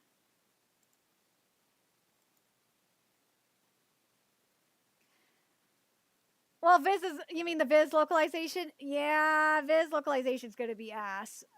Viz is going to fizz. Oh, by the way, so Netflix is doing stupid shit here again. They did this with Four Nights of the Apocalypse, and they're doing it here with the Fragrant Flower Blooms with Dignity. They're going to release it, because it's out now in Japan. They're going to release it not only release it on September 7th, but they're going to be doing weekly releases. Why? Just release it in a batch. Like, this is so fucking retarded, Netflix. You shouldn't be doing this shit anyway. You should just be doing simulcast. Not this crap. Like, God. And this, you want to know why people are pirating. But so let's get into this Netflix study here, and then we'll get into like more of like the other panels and shit. Is that because this was kind of part of Netflix's panel, so I can get into it anyway. So Netflix is claiming that 80 to 90% of Netflix users watch dub anime, and Crunchyroll president Raul Perini claimed at least 52% of users are watching anime without subtitles. Here's the thing: guess what? You drove your subtitle watchers to piracy. That's what happened. At least in my opinion, the sub watchers are out pirating. They ain't watching shit on Netflix or Crunchyroll. Why would they? Oh, I almost forgot about this in regards to Chainsaw Man Rize, because I'm going to cover this in my article for it. Is why in this interview with comicbook.com, MAPPA president Otsuka revealed why they went with a movie instead of a season. And they said we think that the original work from creator Tatsuki Fujimoto, the Rize arc, was perfect as a film. The cinematic expression, the action, the explosions look so much better as a film. We also feel this was the best way to give the story to the fans so that it could be as big as humanly possible. I agree with it. I think the Rize arc is perfect for film. I do. But in regards to like a possible season 2 or a TV season, whatever, it'd be technically season 3, but still. He said what they said was, we don't know if this is going to be the trend moving forward. That we don't know. I think what we are going to do, like we did with Rize, is look at the next story arc and decide from there if the next arc works better as a film or if it works better as a television season. We'll decide on that, but we haven't reached that decision as of yet. I think that's a fair way to go about it. Like with Chainsaw, like Rize, as I said, Rize is perfect as a movie. I see where they're coming from. But with other arcs of the manga, like which are a little bit longer, like say the final arc of Chainsaw Man, I got a feeling that's going to end up being a movie when when Power is killed and Denji and Vegeta takes over. Like I got a feeling that's going to end up being a movie. I do, even though I think that arc, because of how much content is in there, should be a television season. At least in my opinion. But here's I included this because I thought this was interesting. In terms of making animation, in terms of transitioning from TV to movie, that doesn't change that much from the small screen to a theatrical release, creating it for cinema. Transitioning from television to cinema is actually far more demanding when it comes to the sound. And we have to make everything for the theater. It's a lot of extra work, but we really think fans will enjoy that. And the composer of the soundtrack, Kitsuki Ushio, is having a hard time with the film because it's giving him so much extra work. At the same time, we truly believe that the fans will enjoy the soundtrack, which I agree with this. But yeah, he's worked on like Dan to Dan, Orb, the movements of the on the movements of the earth, Heavenly Delusion. Like he's done really good work. So I trust them on this one. And the soundtrack sounded really good from what we saw in the trailer. Let's see. Okay, so Madhouse also released the Soso no Frieren season 2 trailer, which is coming out. It's coming out January 2026. The trailer looks really good. It does. And this is going to take place after the magical exam. Yeah. But yeah, it looks so beautiful. I trust Madhouse. Like, I know people are so ready for more Frieren. Like, this looks so pretty. Oh, God, I love it. I love seeing this. I know you guys are probably loving it, too. I hope I don't get taken down. That's all I can hope for at this point. It looks so pretty. Oh, I can't wait to see. I might actually cover. If I'm not homeless in January, I will be covering this. Because it looks really good.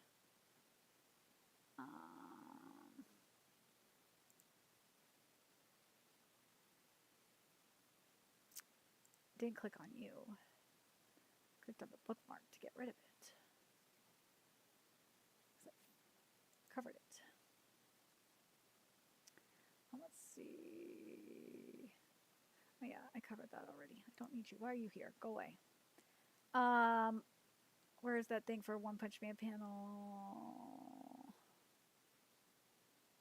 Oh yeah, before I get to that, I did cover the My Dress Up Darling epilogue chapter, which was freaking cute. I'm not gonna lie. But, and it was a midquel. It was more of a midquel than anything else, because it took place right before they got married. It was when when Gojo was asking Marin's father for for her hand, and it was set basically right after they graduated high school in regards to that. But man, I said in my live reaction, I really wish they would have done something like Hokkaido Gals and done like a vlog style epilogue. I think it would have worked better because then you could have done more with it. Okay, so that's done. Let me make sure I'm not missing anything else here. Yeah, okay, so this definitely explains the influx of tourists that we're seeing. Is that according to Netflix, more than 50% of its members, amounting to over 150 million households, or an estimated 300 million viewers, are now watching anime. That it explains the tourism, the influx of tourism, that's for sure. Let's see. But here's the thing, though, is this study that a lot of people are using, this Dentsu study, is very, very sus, okay? Because it's serving 8,600 consumers across 10 countries, and 31% of global consumers watch anime at least once a week, and 48% of Netflix viewers subscribing for anime, following by Disney Plus at 32% and Prime Video at 29%. But that's only 8,600 out in 10 countries out of how many people? If this study had like 100,000 people included in here, then I would be like, okay, I see where you're going with this, and I could see this being the case. But it's not even 10,000. So I know people are going to be trusting this study anyway. I don't trust studies like that. But that's because I had to write a shit ton of research papers. So when you write as many research papers as I had to for my degree in nutrition and food, then yeah. But One Punch Man is really fucked, okay? Because you got 6 years of waiting. The Lifeless PV1 is now officially the trailer. No teaser, no date, nothing new at Anime Expo. And this isn't patience anymore, it's disrespect. Not gonna lie, they are making fun of us, or they aren't caring about fans. This is embarrassing. It's JC staff. I don't know what people were expecting. I knew this was gonna fail. I knew this was gonna be like a shitty production because they're using JC staff. JC staff is like the king of shit. But also, Mushoku Tensei, that trailer looks fucking amazing. There was one other thing I had here for One Punch Man.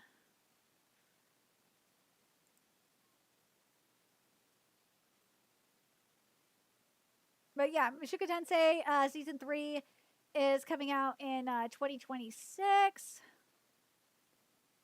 And then I know people are looking forward to Rooster Fighter. Actually looks pretty decent in terms of the art and animation. It looks like it might actually be good. But also Sola Entertainment is working on Record of Ragnarok, so last I checked they were. I could be wrong, but I don't know. I'm very skeptical when it comes to these things. Oh yeah, we will get into you, Will Smith. I want to cover the anime that Jaden Smith is in before I do that.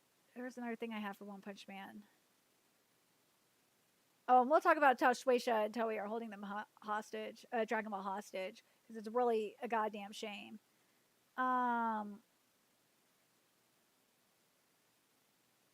Oh yeah, and then we got the Perini interview as well. But yeah, so the official One Punch Man Twitter, after the panel ended, then they put the stuff for the world record, because they broke a world record or whatnot for the most people performing One Punch Man serious pose. They locked the replies. They know everyone's pissed.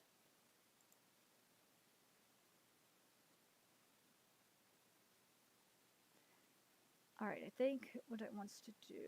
Yeah, let's talk about Black Clover, and then I'll get into this Perini interview, and then we'll get into some of the other stuff. So yeah, as I talked about last week, because it happened last week as well while I was live, I believe. Black Clover, it was the rumor, that's right, at the time. Black Clover Season 2 is officially in production. And Tabata actually said this here. The production of the long-awaited new anime season of Black Clover has been confirmed. I'm beyond ecstatic going into the new anime season after the super passionate movie that came out. Thanks to all of you, Black Clover is celebrating its 10th anniversary this year. Dude, I can't believe it's been 10 freaking years. Oh my god, I definitely plan to keep this hype going. I want fans from Japan and all around the world to enjoy the powered up anime that's going to be brought to you by the most awesome anime production staff. And thank you so much for supporting Black Clover. Well, I mean, Tatsuya probably learned quite a few things from working on Chainsaw Man. So, I mean, why not? It doesn't surprise me. But something that was very odd, though, that happened is with the trailer.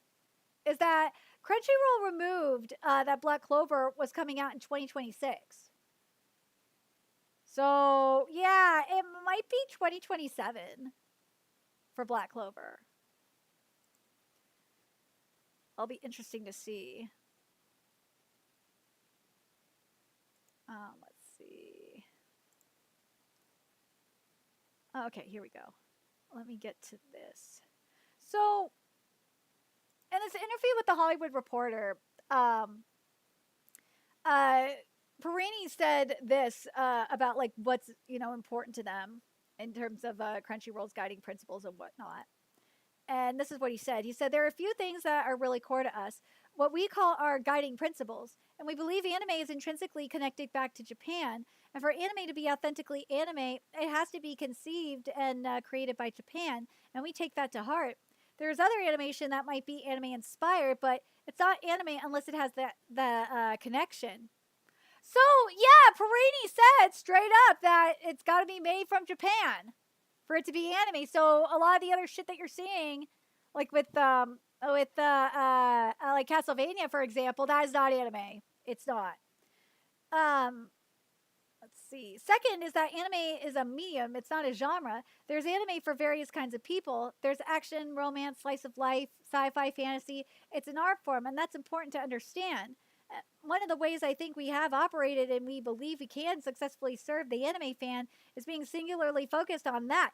Dude, you're not serving the anime fan, though. If you did, there would be longer theatrical runs with more screenings. It wouldn't be like what we saw with Jujutsu Kaisen, which, G Kids just released, that the Hidden Inventory arc is, or the compilation movie, is only getting a 2-day theatrical release. And I looked at the show times just out of curiosity. It's getting only 2 screenings per day.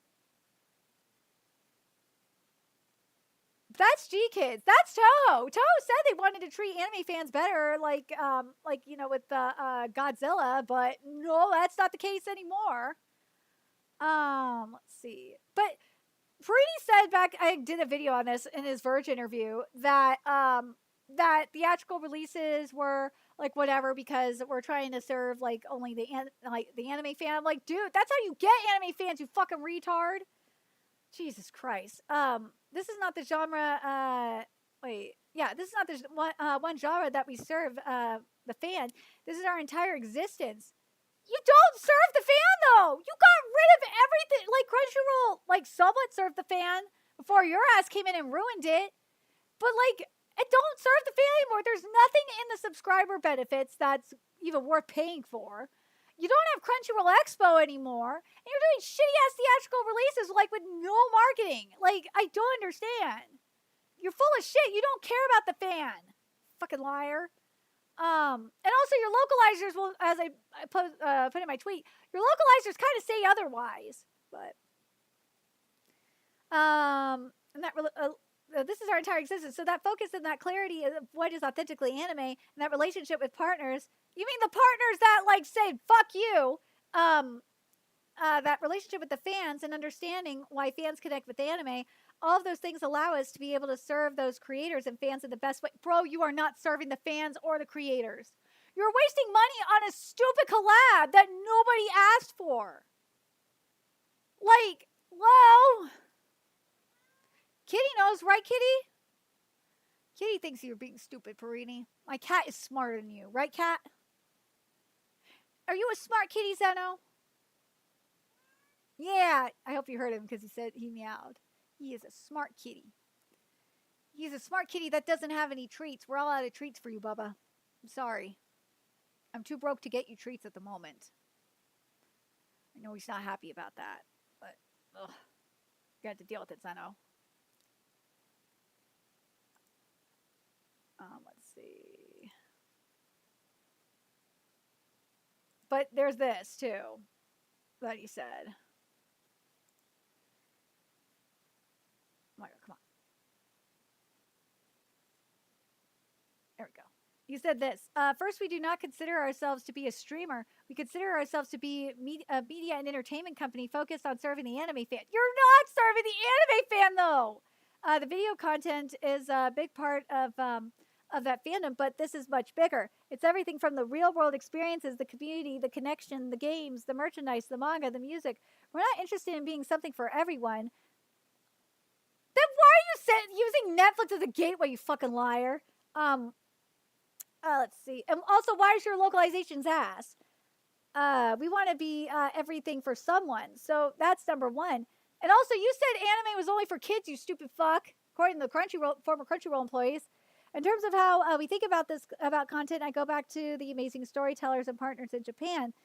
We want to work with them all, and we want all their content to be available for to consumers, and we will continue to do that. Having said that, there you go, kitty. Let's see. The audience around the globe is expanding. You said you were there to serve the anime fan and not to serve everyone to everyone. Now you're saying the opposite, bro. To serve them, we need more funding and more diverse content. Yeah, no, you are using your funding for a stupid collab that nobody asked for. So we're doing co-productions where we go to Japanese partners and help them fund shows by investing in them. This is not distributing, not licensing. We're actually part of the production committee that's making these shows. That is a scary thought. Oh, God. Yeah, I know. What the heck is Parini spewing with? It sounds like corporate speech mixed with literal word salad. It totally is, and he's full of shit. He's talking out of his ass. Let's see. And he also said this.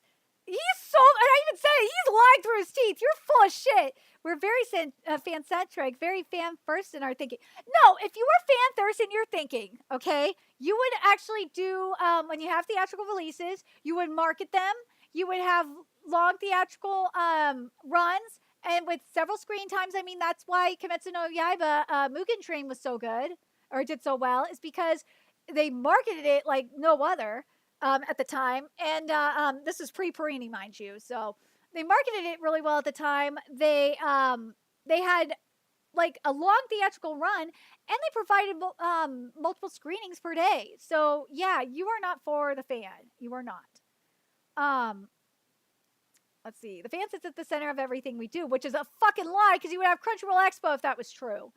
So we are here to serve this fan base, and the best way for us to do that is to understand what they want. Yes, give us Crunchyroll Expo. Talk to them, connect with them, build a relationship with them. You are full of shit. You are lying through your teeth. You don't do that because Crunchyroll still doesn't work. It hasn't worked for like ever, and you have shitty ass localizations, and you have shitty theatrical runs, and you have shitty what's the wording I was thinking of too? And you don't have Crunchyroll Expo anymore. Like if you actually cared about the fans, that you would be actually doing better with that. Our teams put on 100+ shows worldwide. Let's see. This is not a few things a year that we do. We are constantly spending time with our. You're not spending time with your fans. Shut the fuck up. In terms of experiences, do we want to do something bigger? Yes, if the opportunity shows up the right way and we could create the authentic experience for fans, we will do. You mofo! You did it! You had it with Crunchyroll Expo, you stupid fuck! You're the one that ended it! You don't give a shit about the fans! You fucked over Kodansha, and Kodansha's like, screw you! We're taking our Simulpub program and making K-manga. Fuck you! Like, you are so full of shit, Parini! The toilet is goddamn jealous of you. Jeez, we're doing that with videos. What? We're doing that with music festival. Did anyone ask for a music festival? No! We want Crunchyroll Expo! at San Diego Comic-Con, we're going to have an anime music festival. Do we have a right at a theme park? No, but we're creating experiences that. But are we creating experiences that excite? Absolutely. Fuck you, bro. You aren't doing shit. You're not. He's not. Perini is full of crap. He's not. They're not serving the anime fan. Crunchyroll served the anime fan like better, like 6 years ago than they did now. Let's see. We'll get to you, Kimba, in a minute. I just want to make sure I'm not missing anything here. Because there's a couple of things I need to cover before I get into the Will Smith stuff. Because it is kind of relevant. I think that's it. Right? Yes, I think that is it. Okay. I think we can get into the other stuff. Yes. Okay. Oh my god. All right, so we need to get into. This is where I found it. Where is it?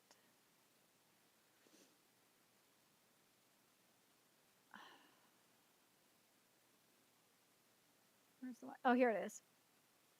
Let's do Kim of the Lion here first. So at Enlight's panel at Anime Expo, they had announced that they were working on a remake of Osamu Tezuka's Jungle Emperor Leo / Kim of the White Lion. Enlight did not mention the format of the remake and which part of the story it will tackle. The numerous anime adaptations of Tezuka's original manga told different parts of the story alongside original stories. Let's see. Stop it, Kitty. Enlight aims to bring. This is what Enlight does. Okay. Enlight aims to bring Black and Indigenous stories in partnership with global creators. Aframe or Afro Anime is its hand-drawn 2D animation, and the company plans to produce Aframe films and television series. That's why I'm like, why the fuck are they doing this? This don't make sense. And like Japan is working on the upcoming projects based on anime and manga IP, and the studio is producing Mefenda, which we'll get to in a second, and it's also producing Chire, Child of the Sea film. Now, where does this come in, you may ask? Well, they casted Jaden Smith in their anime. Just trying to make sure I'm not missing anything here right now. Because there's panel stuff that I'm gonna go over too. Because there's like the stuff with Final Fantasy.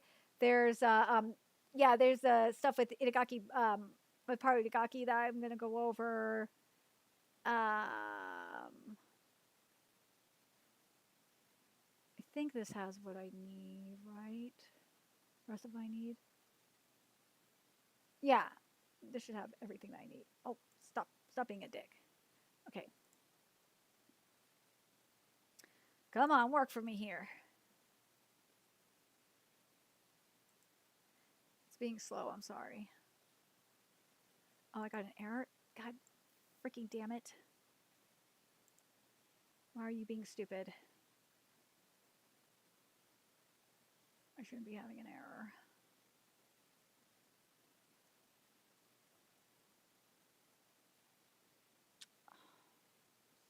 Stupid thing.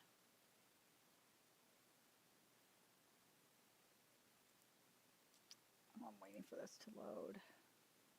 Why are you being slow, you fucker? Come on. Give me what I want. It's up here. This one. Okay, here we go.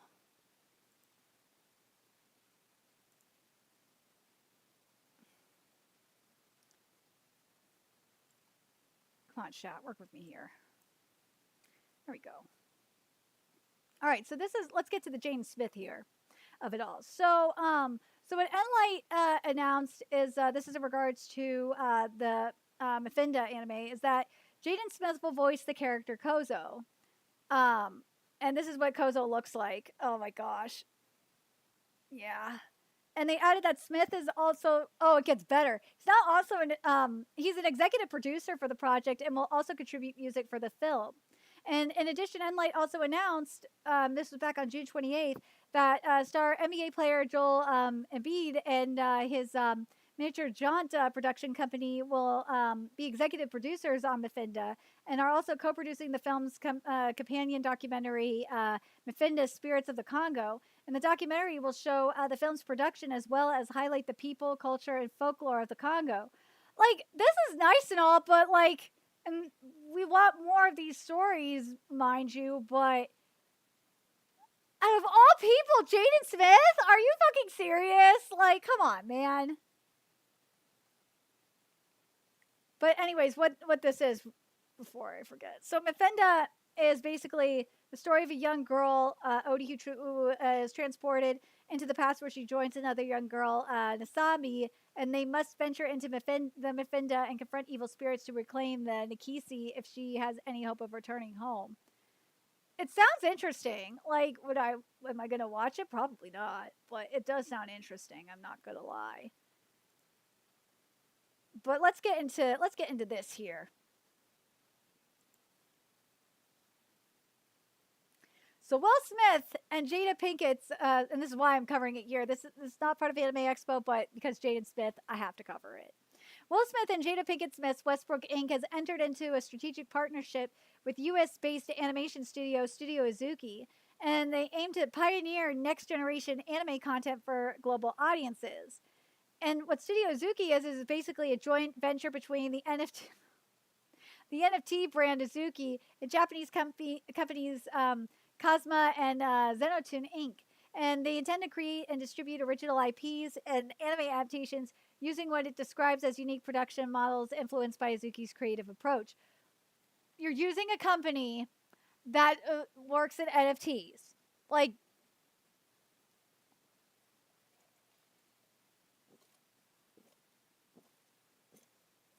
oh my god, I'm thirsty. I still haven't had a shot of vodka or anything. What's this? Oh, yay.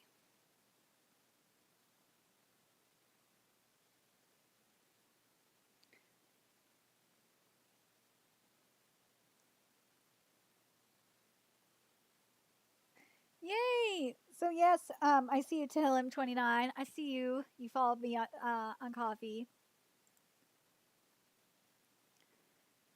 I'm curious what you guys think about Will Smith getting into anime like this. Like, as I said, I have a bad feeling about it. I do.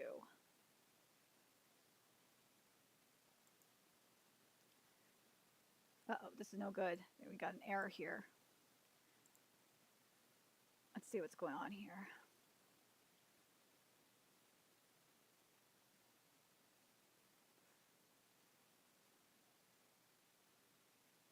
Something going on.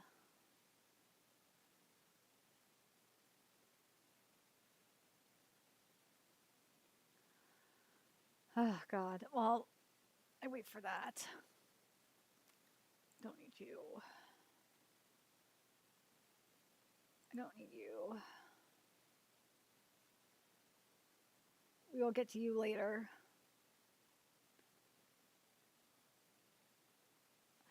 This is who Netflix wants to cater to, okay? This is who these people want to cater to. Is these morons. That said this. I want people to just prioritize making a good show without catering to the audience. Plus, also, this is in response to a question about like what people are annoyed at in regards to anime fans or whatnot. Plus, also, underage characters are weird. Then the weebs who think you need to watch and enjoy their favorite shows. I just can't with all this. Mofo, then why are you watching anime? And also, last I checked, weeb and otakus aren't forcing you to do anything. You're the one that's being stupid. I want to clarify with the underage characters thing. I'm fine with the character who's underage. I think there are a lot of things that could and should be discussed with childhood. And anything from self-discovery, developing friendships, and understanding the world around them. However, when the anime has an entire bit about a 15-year-old girl's chest in this weird, disgusting way, I will absolutely stop watching there and then. Well, fine, go! Don't watch! If the character behind a child has nothing to do with the plot or message, I don't think they should be a child. Motherfucker, fuck you. Don't watch. Why are you watching anime? If you can't separate from fiction from reality, you shouldn't be watching anime. Like, go fuck yourself, man. And part of me is thinking, damn, someone might need to check their hard drive. We already covered you.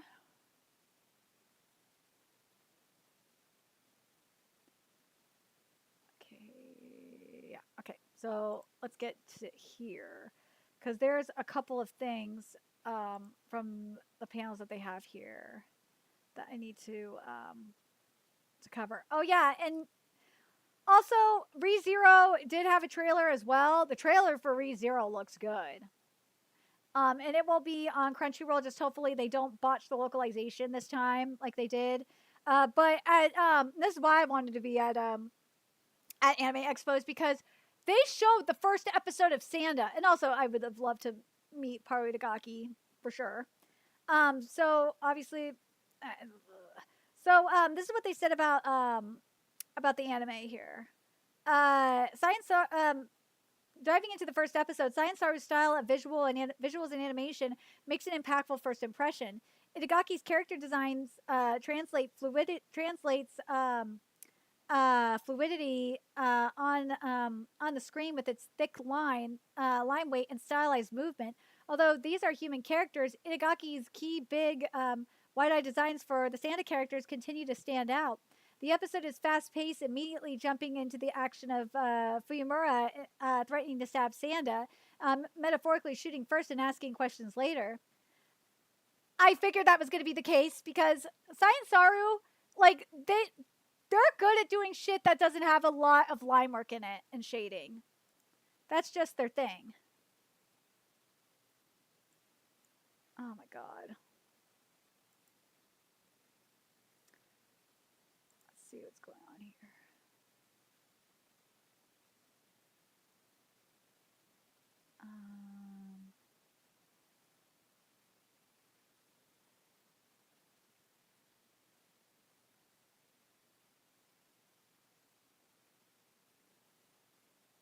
Let's see.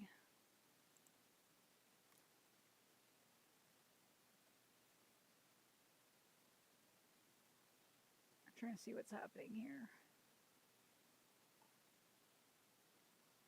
There we go. Okay. All right, check. Come on, load back up.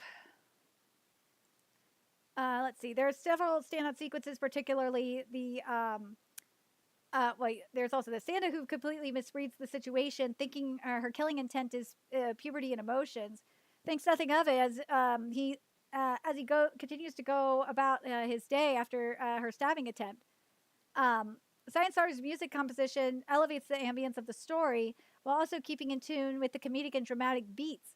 And the stylized character movement and facial expressions are accentuated by the voice's cast talent. And there are several standout sequences, particularly, I can't wait to see this, the transformation sequences between Santa becoming Santa Claus and Fuyumura going from her expressionless demeanor to a helpless puppy asking Santa for help. Beastars fans will be delighted to see Santa's transformation into a buff, gruff older man, which looked like a werewolf breaking out of his tight-fitting clothes. And the whole scene drew immense laughter from the crowd as his explosive transformation came with a much thicker, older voice. And closing off the episode, Fuyumura takes an extreme course of action by strapping Oh, we're gonna see that in the first episode. Sweet, strapping bombs on herself. And Santa, who now knows how to transform back and forth, blocks the bombs using his own body as a shield because he's impervious to fire from climbing chimneys. And the explosive animation and use of simple coloring bring a greater impact to the diffusion. And I mean, this is what I expect. I mean, Science Saru was good at that. They are. That's their kind of shtick. They're really good at doing art and animation for series that, especially in terms of manga anime adaptations, for series that don't, the art that doesn't use as much like line work and shading and detailing, like say, like Dandadan. So I'm not surprised by this. They probably got extremely creative. Let's see. Let's work it here. Okay, let's see. There's another thing that I wanted to mention here. Where is it?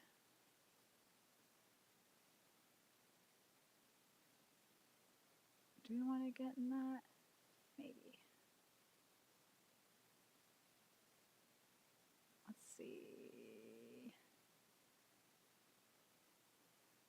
Oh, yeah. Let's see what's going on with the Kaiju number 8 panel. Let's see. Is there anything important here? Hold on. Yeah, there's really nothing here. I know there's supposed to be a new trailer that comes for Kaiju number 8 coming out, I think, this weekend. Yeah. Let's see. Got that. Let's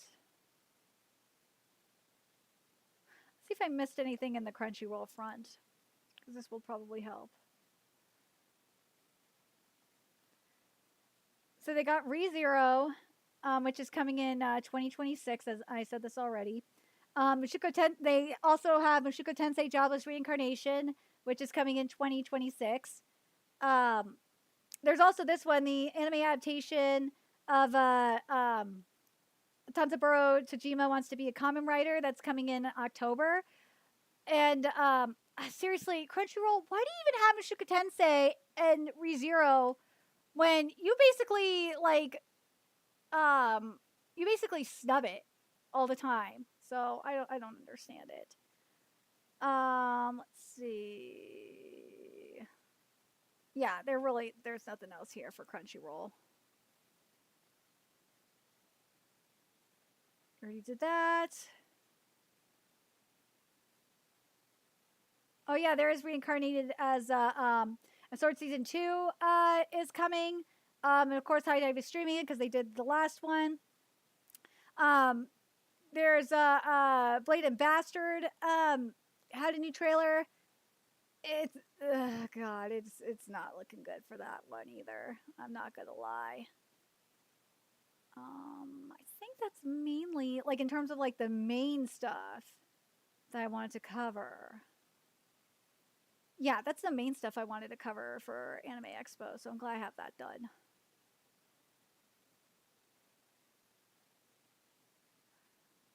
All right, let's get into...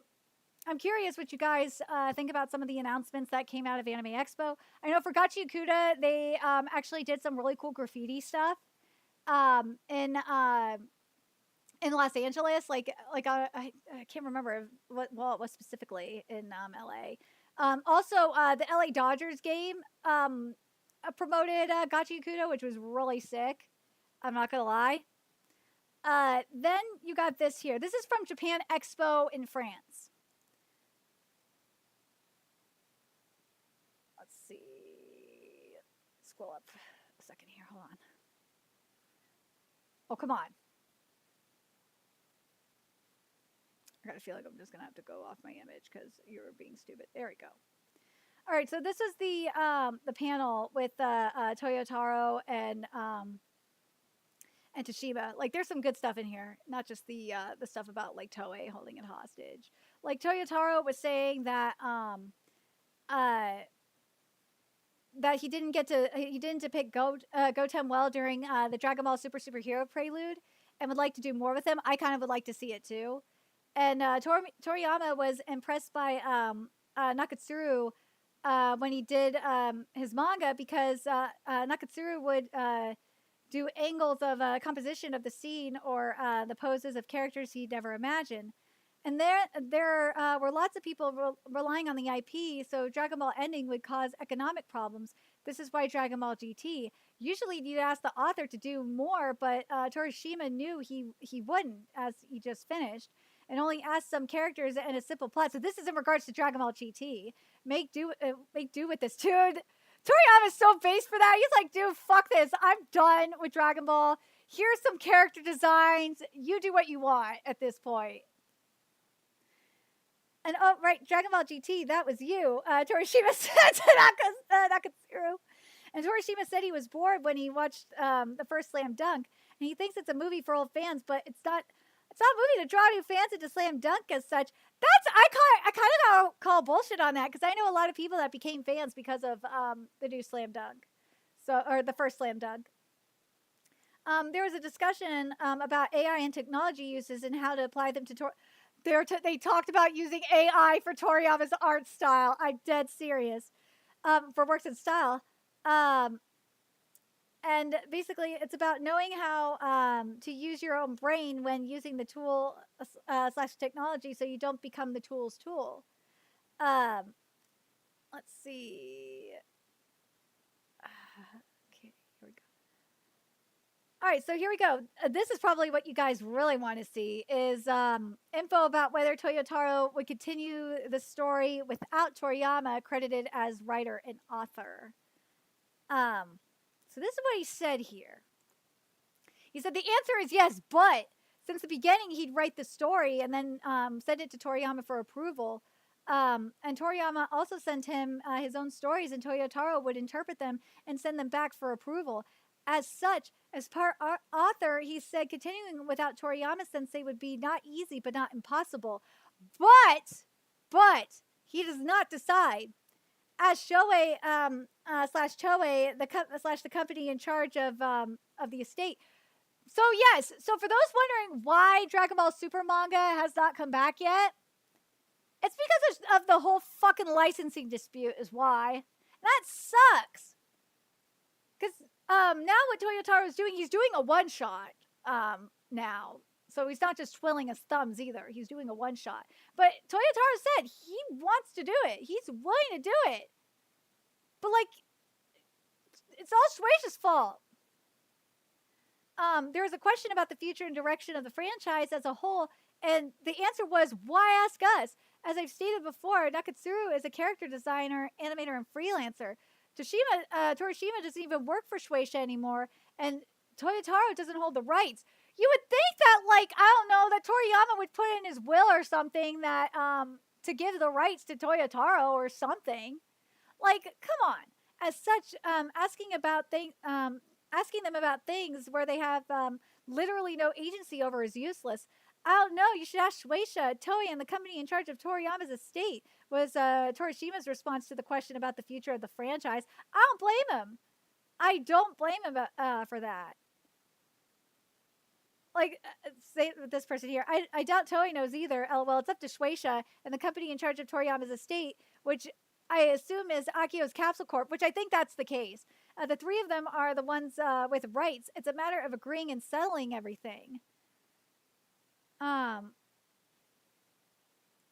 What's this? Here it is. So because there was a big legal dispute and Toriyama's estate still not being settled, Ioku went rogue from Shueisha following Torishima's footsteps. And to be honest, if he's harsh and unforgiving, he's authentic, and that's something that is rare in the Japanese professional world. Toyotaro is betrayed and trapped by his contract. He's just an executant. Hey, DBL7 is coming up and gotta draw this. Hey, do this character as a Shikishi for Jump Festa. That's Shueisha's ownership for their contract employees. Nakatsuru is a freelancer who was brought in last minute for Daima. He's got a big reputation as an animator and character designer. Of course, he's important. He's recognized. He's sought after. But he is not a white-collar decision-making guy at Toei. He wasn't even a decision-making guy at his studio way back when. He did have input on Super Saiyan 4. I came up with it on his own. But it had to be approved and everything. And Torishima is king. But while he has sway, he famously told Toriyama his antagonist in the Cell Saga sucked, hence why they kept changing, even if he wasn't his editor at the time. He's not the chief redactor, editor-in-chief of Weekly or V-Jump anymore. He's not Shueisha at all. Some of his former colleagues and kohais, a kohai, someone doing the same job as you but newer, and you're the senpai, may still call him and talk and drink, but yeah, he's not in charge anymore, and he can't really officially comment on anything else because legal will sue his ass. Let's see if there's any more here. Yeah, I've been talking to someone as important as Ueda and Koyama, and they're still under NDA. Jesus Christ, Shueisha, and can't share or talk about their work publicly unless given explicit permission. They can say some things are hush hush because they really want to make fans happy, but officially they need to be able to say, you have no proof I leaked, lol. And this is why in Made in Asia in March, we were forbidden to take pictures of Kubota and Nakatsuru actually drawing copyrighted characters. Dude, what the fuck, Shueisha? This is wild. Like, I know people are rooting for Capsule Corp Tokyo to get the rights. At this point, I might be rooting for them too. Seriously, Shueisha, like, what the fuck?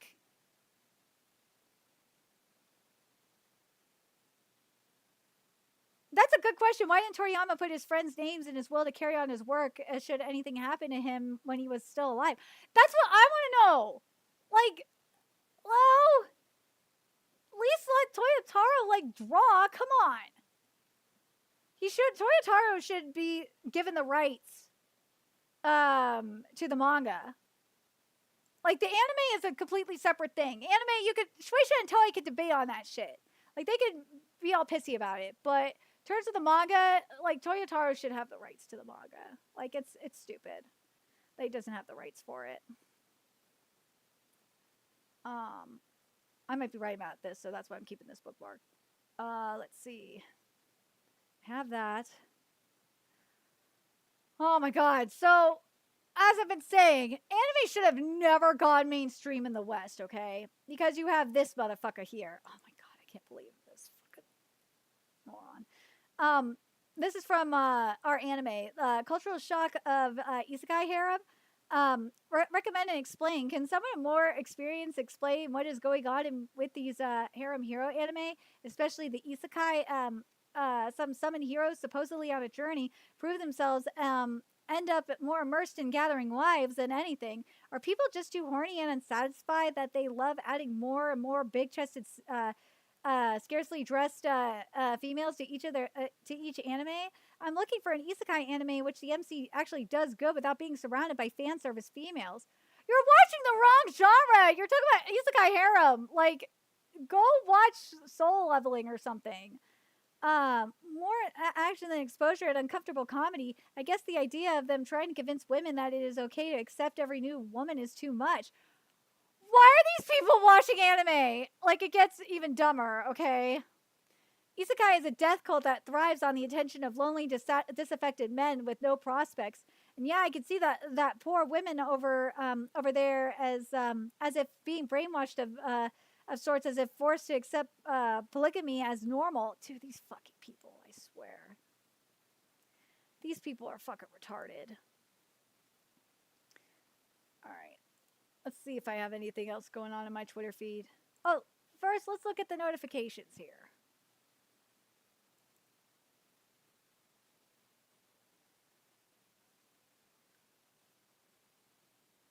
Oh, yes, that is right. There is this. Still no donations yet. Oh, well. I did get a coffee supporter, so that makes me happy. So the Japanese Communist Party is challenging the status quo with a song about gender equality featuring a panda bear named Gender. I'm dead fucking serious. I'm dead serious. This is what it says in their tweet. Gender Sing, Japanese Communist Party Series 2025. Japan still ranks near the bottom of the global gender gap. Really? I call bullshit. There's way more Muslim countries that are probably ranked lower than that, and are probably at the bottom. So fuck off, Communist Party. To challenge the status quo, or sorry, I fucked this up. Gender discrimination and inequality persist in various aspects of society. Yes, go bitch about the Muslim countries that are doing this, and also the Kurds that are in your country. The Kurd immigrants are like this too, probably. To challenge the status quo, the Japanese Communist Party has created a lyric video. The adorable panda gender cun that appears partway through is a highlight. Like, dude, what the fuck? Like, what the fuck is this? And they locked the replies, by the way. They're getting their asses destroyed. This is so fucking stupid.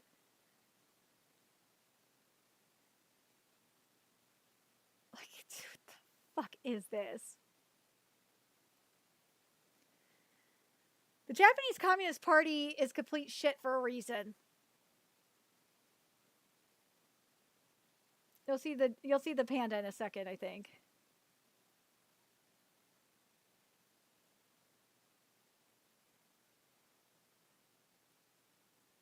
Where are you, Gender Panda? Should be here somewhere.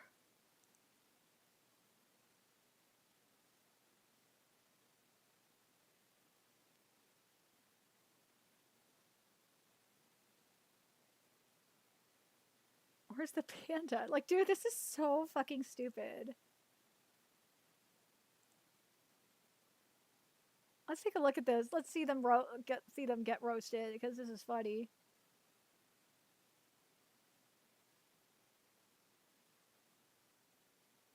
Like, what the fuck is this?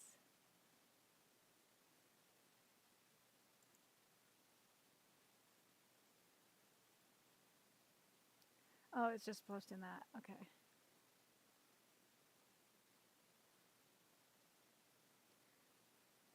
Let's see.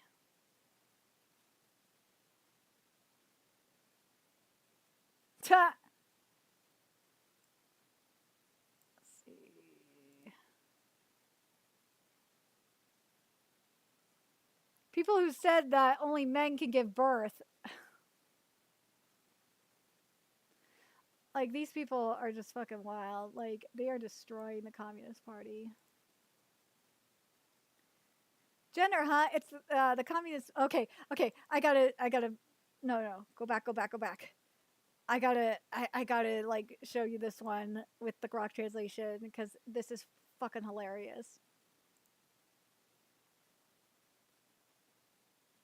Gender, huh? The ones getting bashed the most in the House of Counselors election where women are raising their voices a lot are the Communist Party, right? So if you're talking about gender equality, isn't it contradictory for a Communist Party endorsed candidate to attend such a gathering and praise despicable actions against men? Communists are always like this, though. Like, the hypocrisy is just fucking amazing. Let's see. Like, I'm going to show one more here just to show you how. Since the number of elderly supporters has been decreasing, they probably decided to shift toward deceiving fools.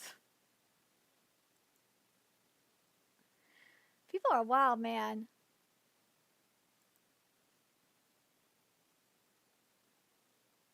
Yeah, I mean, that's just why when I see that Netflix figure about like 50, that 50% of viewers are watching it, subscribing to Netflix for anime, it's like, oh yeah, this explains the Taurus.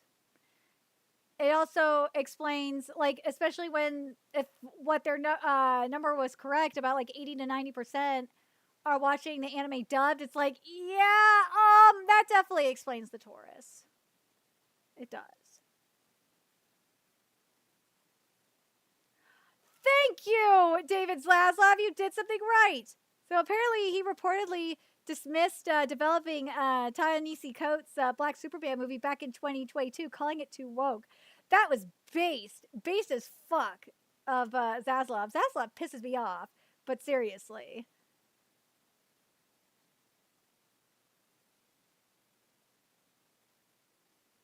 Oh yeah, I could talk about that too. About the anime that I'm watching. I probably should. DC's goal to reestablish all its iconic characters and unite them in a new Justice League movie. All right, let's see. The output aim per year is 2 live-action films, multiple TV shows, and 1 animated. Why only 1 animated show though? Because like that's what DC's known for is for animated content. Like that bothers me. Let me see if I can find this real quick, because I want to find Dan, because I got things to say about Dan. God, being shadow banned fucking sucks.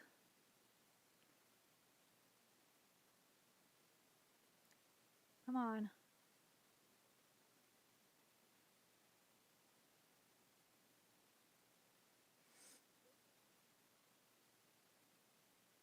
Please, while I'm waiting for this to load, please make sure you guys are liking, you guys are commenting, you guys are sharing, because right now, like, I'm really sad. I'm looking at my numbers here, and it's really kind of making me depressed. I'm not gonna lie. I haven't gotten donations for, so no shots yet. But yeah, as I said here, I mentioned this earlier. The Jujutsu Kaisen Hidden Inventory / Premature Death compilation movie is only getting a 2-day theatrical run. It's only getting 2 screenings per day. Also, something that I saw is that, and I think I put it here. Let me see if I put it here or not. Like, I think I did. Hope I did. No, I didn't. Okay. So what they said, at the Jujutsu Kaisen panel is, first of all, there was no info about season 3, outside of the fact that they are recording for season 3. But in regards to the compilation movie, though, apparently they changed things around. So like when Geto, confesses his true feelings about humanity, it's going to be sooner than later. So I'm guessing what happened in the TV anime is they changed the order of events, and this is going to rectify that. Oh yeah, there's this too. So the Ghost of Yode State of Play came out, and something that I thought was interesting is that that Ghost of Yode is partnering with Shinichiro Watanabe for a Watanabe mode, and this mode plays original Laffy beats during exploration and combat, and directed by Watanabe himself. Okay, that there is going to get people to buy Ghost of Yode.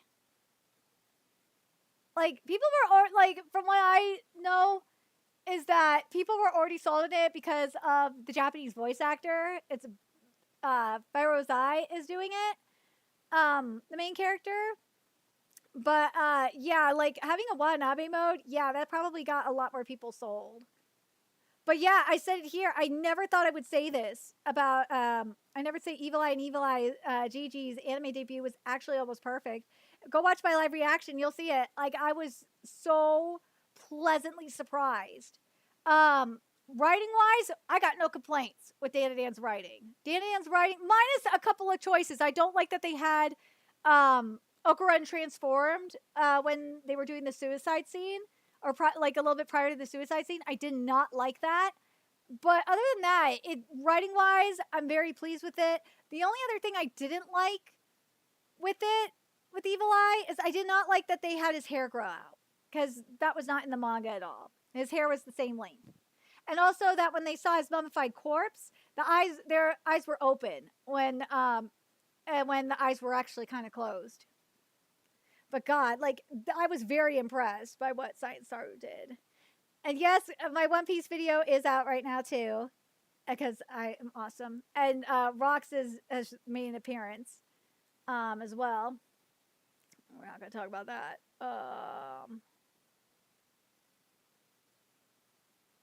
I already mentioned that. Again, this is why piracy is the morally correct thing to do, because Netflix keeps fucking over anime viewers. I think it's funny, isn't it, that Netflix is bragging about, like, being like over 50% of their users are subscribed for anime, yet they treat their anime fans like shit, like, in the West. It baffles me.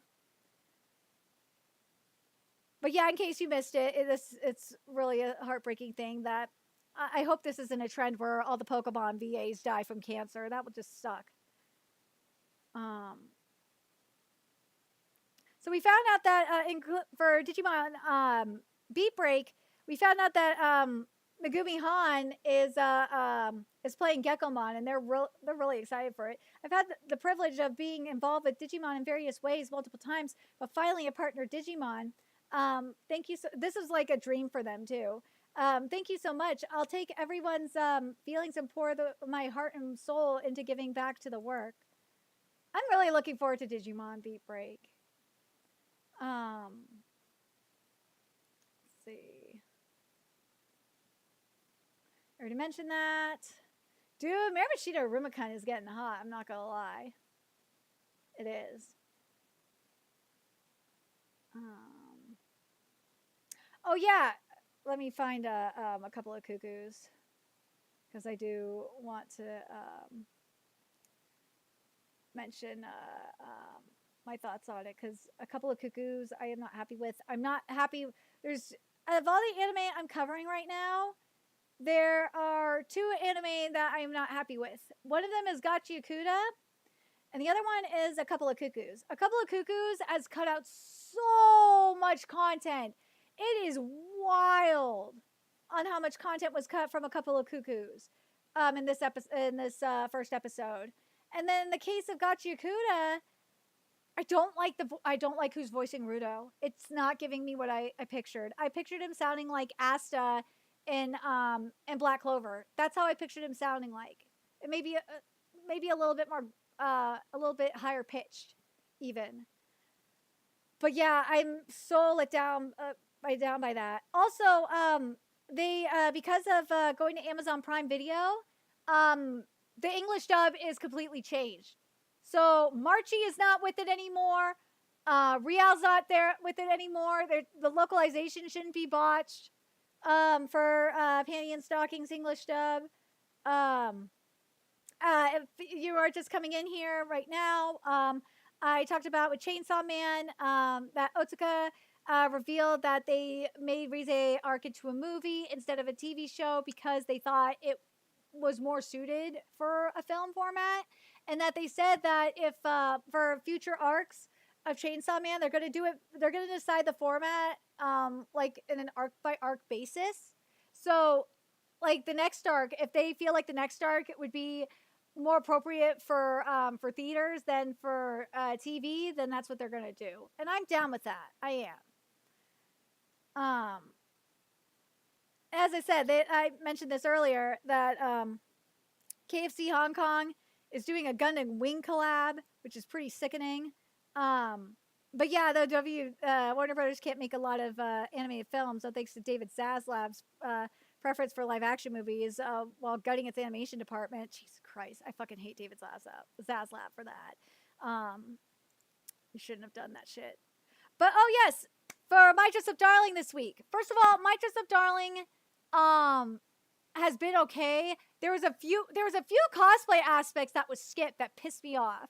And there was what was the other thing? And also they flattened Marin's ass in her bunny costume, which was kind of a problem for me. And also I mentioned the localization problem too.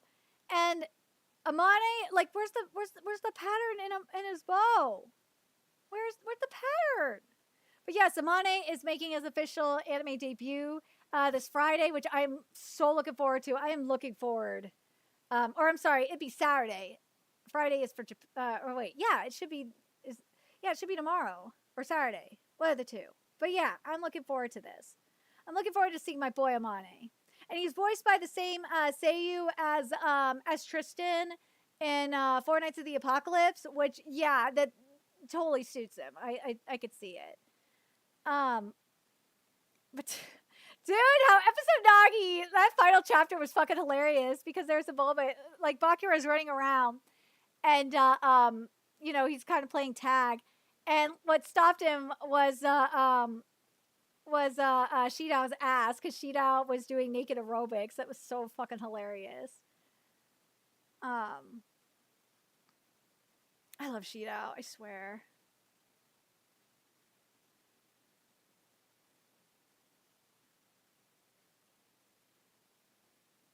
I already mentioned that. Let's see.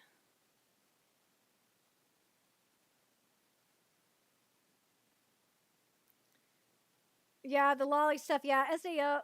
Dude, these people, like, I swear, Taurus just can't understand or refuse to understand that is a lolly. That Rebecca is a lolly. I don't know why. Windbreaker, we're getting into Katoa's backstory, which I'm really looking forward to. It's going to be very interesting. But speaking of a couple of cuckoos, there we go. There is where I was looking for. Is this. So I covered a couple of cuckoos episode 1 on Tuesday, and I looks amazing.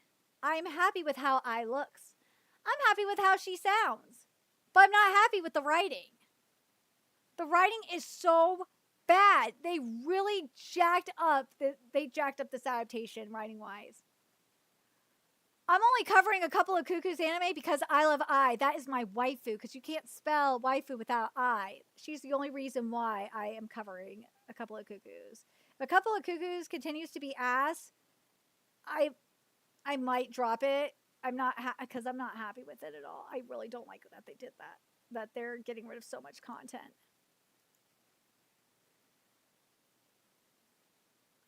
If I was a CEO at Toei and I was asked to do a Monster Girls Pretty Cure season, it'd be kind of like, if it was a Monster Girls Pretty Cure season, I would kind of like to see something similar to design wise, kind of like what we've seen in if I'm going to make a Western comparison, kind of like with Monster High, because Monster High has that feminine has the feminine designs. I'm talking about old school Monster High, not modern. Modern Monster High fucking sucks.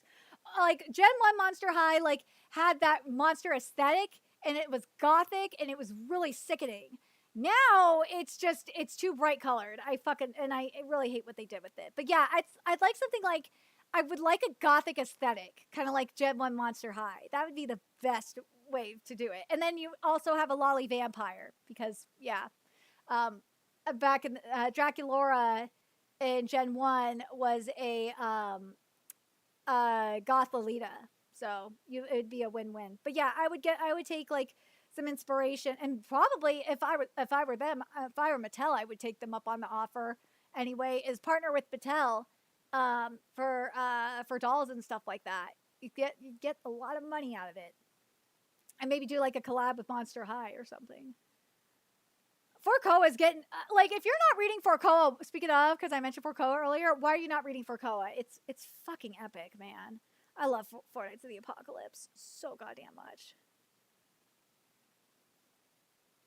Yeah, and I mentioned that, like, look at Marin, she's so cute. Fairy Tail 100 Years Quest, I'm worried that we got a Natsu one-shot situation. I really hope that's not the case. Let's see. Let me see what's under the anime tab. See if we got anything good here.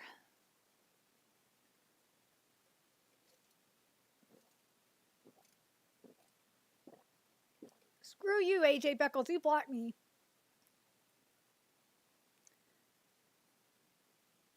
Let's see.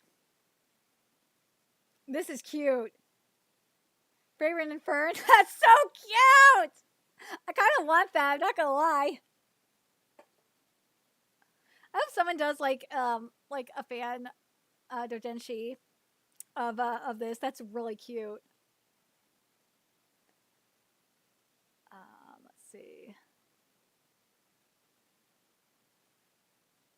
But yeah, I mentioned this earlier that Netflix says 50% of their worldwide users now watch anime. You got 150 million households. You know what? Let's take a look at the QRTs for this. I'm just curious, because there's 3.8 million views on this tweet. So let's take a look at the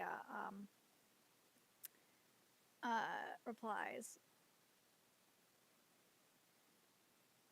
Let's see.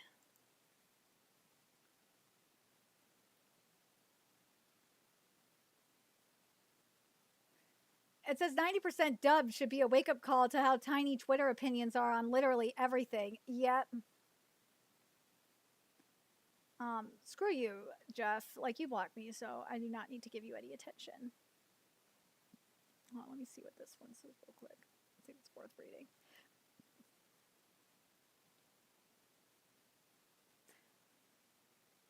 Yeah, here we go. Let's take a look at this one.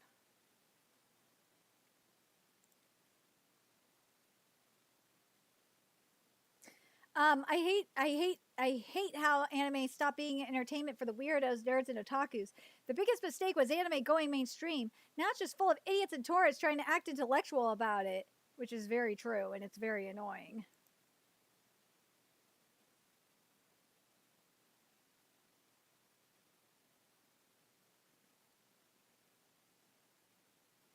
Okay, so my friends, I'm all for hyping the work, but as a general reminder, dubbed here refers to any language besides Japanese. That's what I thought they were talking about.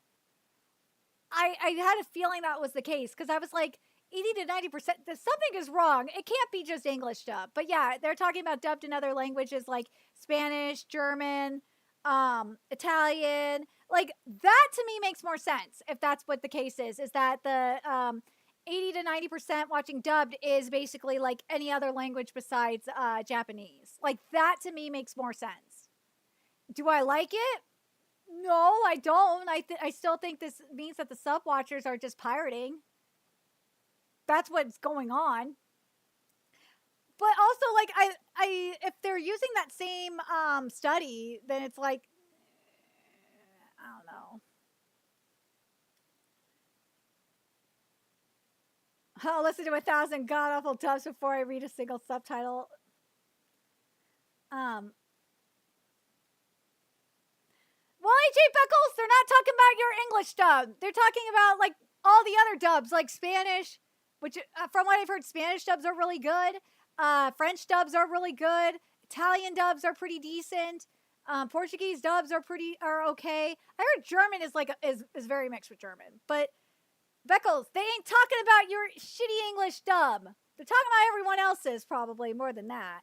And also, this just says Netflix. This isn't like this is 50% of Netflix users doing this. The majority of the users majority of the people you want watching your shit, the otakus and the weebs, they're pirating.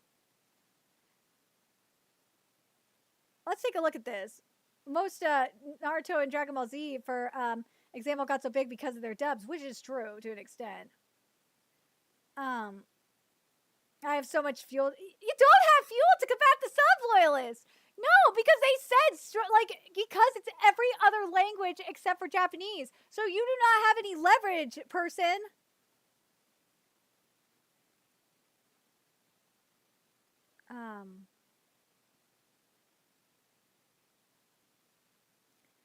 Dude, all y'all dub actors are so good. I don't know why people gotta hate on the dubs. You wanna know why people hate on the dubs? It's because one, like the voice acting is like complete ass. They don't sound like the characters at all. They don't.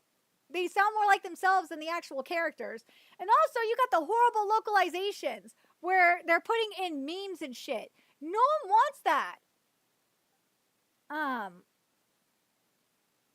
But yeah, most people start out that way, which is true. I remember back before simulcast was a thing, for a while I legit categorized sub episodes as spoilers the same way anime onlys look at manga. Let's see. Dub quality these days is not spectacular. I don't know what shit you smoking, but bro, it is not. It is not.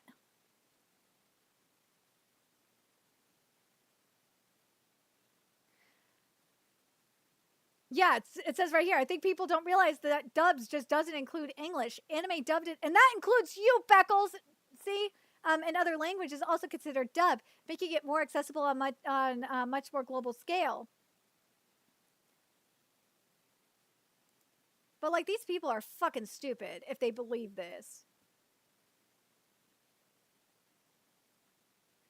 Also, we are at we're at 2.5 hours. And we basically finished up like the Anime Expo content that I wanted to cover. And yeah, if you're coming in now and have a question specifically about a panel at Anime Expo, please put it in the comments or in the chat.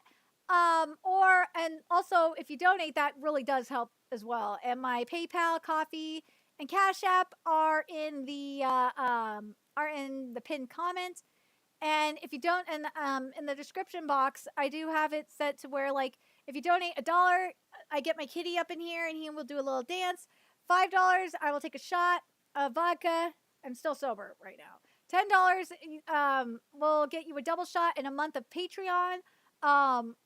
$20 will get you like 2 months of Patreon, and this is $10 tier memberships, mind you. So you get to choose the series I cover.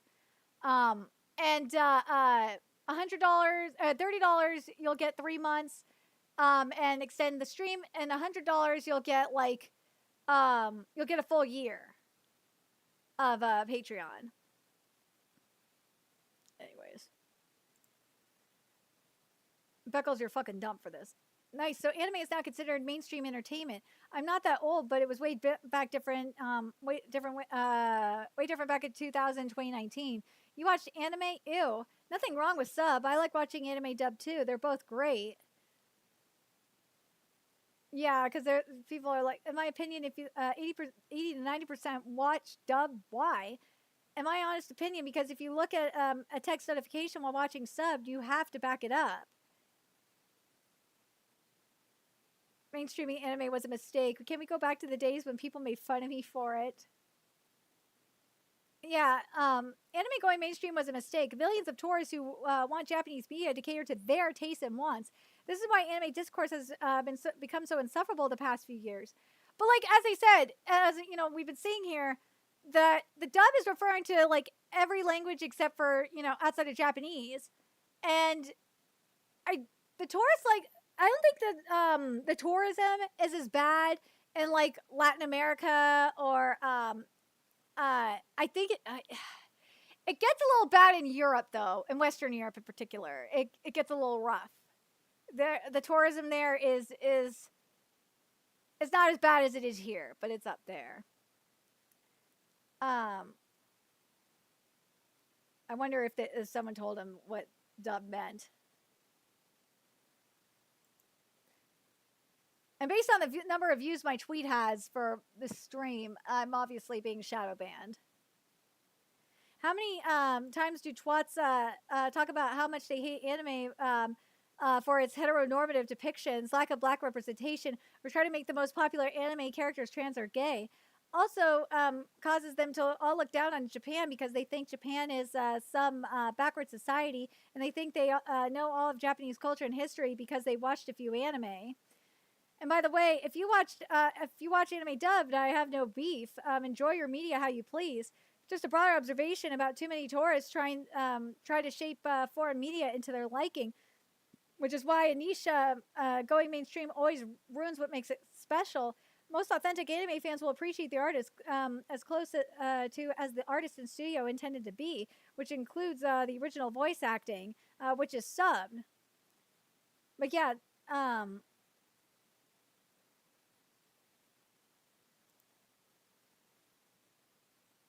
I agree with that. But like some people, but again, like it's not being acknowledged that it's talking about all dubs. Because that's why I was skeptical. I was like, wait, something is up with this. But I'm glad it's the case. Because like the other thing that people will get mixed up with is when you have Japanese companies talking about like overseas viewers and shit like that.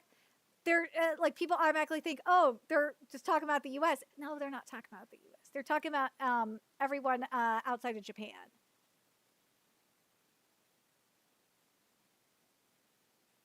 Oh God.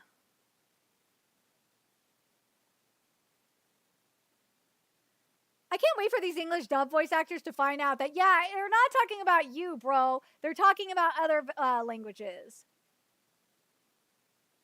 See, like, this is a good point. I'm honestly more interested in the metric of people who watch both dubs and subs, to be honest. Like, I'm honestly not surprised the average person who watches anime on Netflix watches dubbed. The percentage that watch both would be more telling. Either way, vindication is sweet. Yeah, I kind of agree. I want to know what's going on with that. Like, that would be very interesting to find out. Heavy preference in dub has never gone away. Dude, it's gone away! What the fuck are you talking about? Like, people don't like dub for a reason. I would argue that the only reason there was any dip in viewership was because of the limited access to dub animes during the rise of streaming mixed with Toonami's removal. Licensing was really funky during those times. Yeah, that's true. But still, like, people don't watch dubbed anime anymore. That's why at least English, I should be more specific. English dubbed anime anymore. Like, I don't know what these English voice actors are fucking retarded. They think that they're talking about them. It's like, no, they're not talking about you, fucker. People used to get bullied by watching anime, including me. I did too. But now people who bully them are the ones who like it and complains about sub watchers. God, oh, I hate them.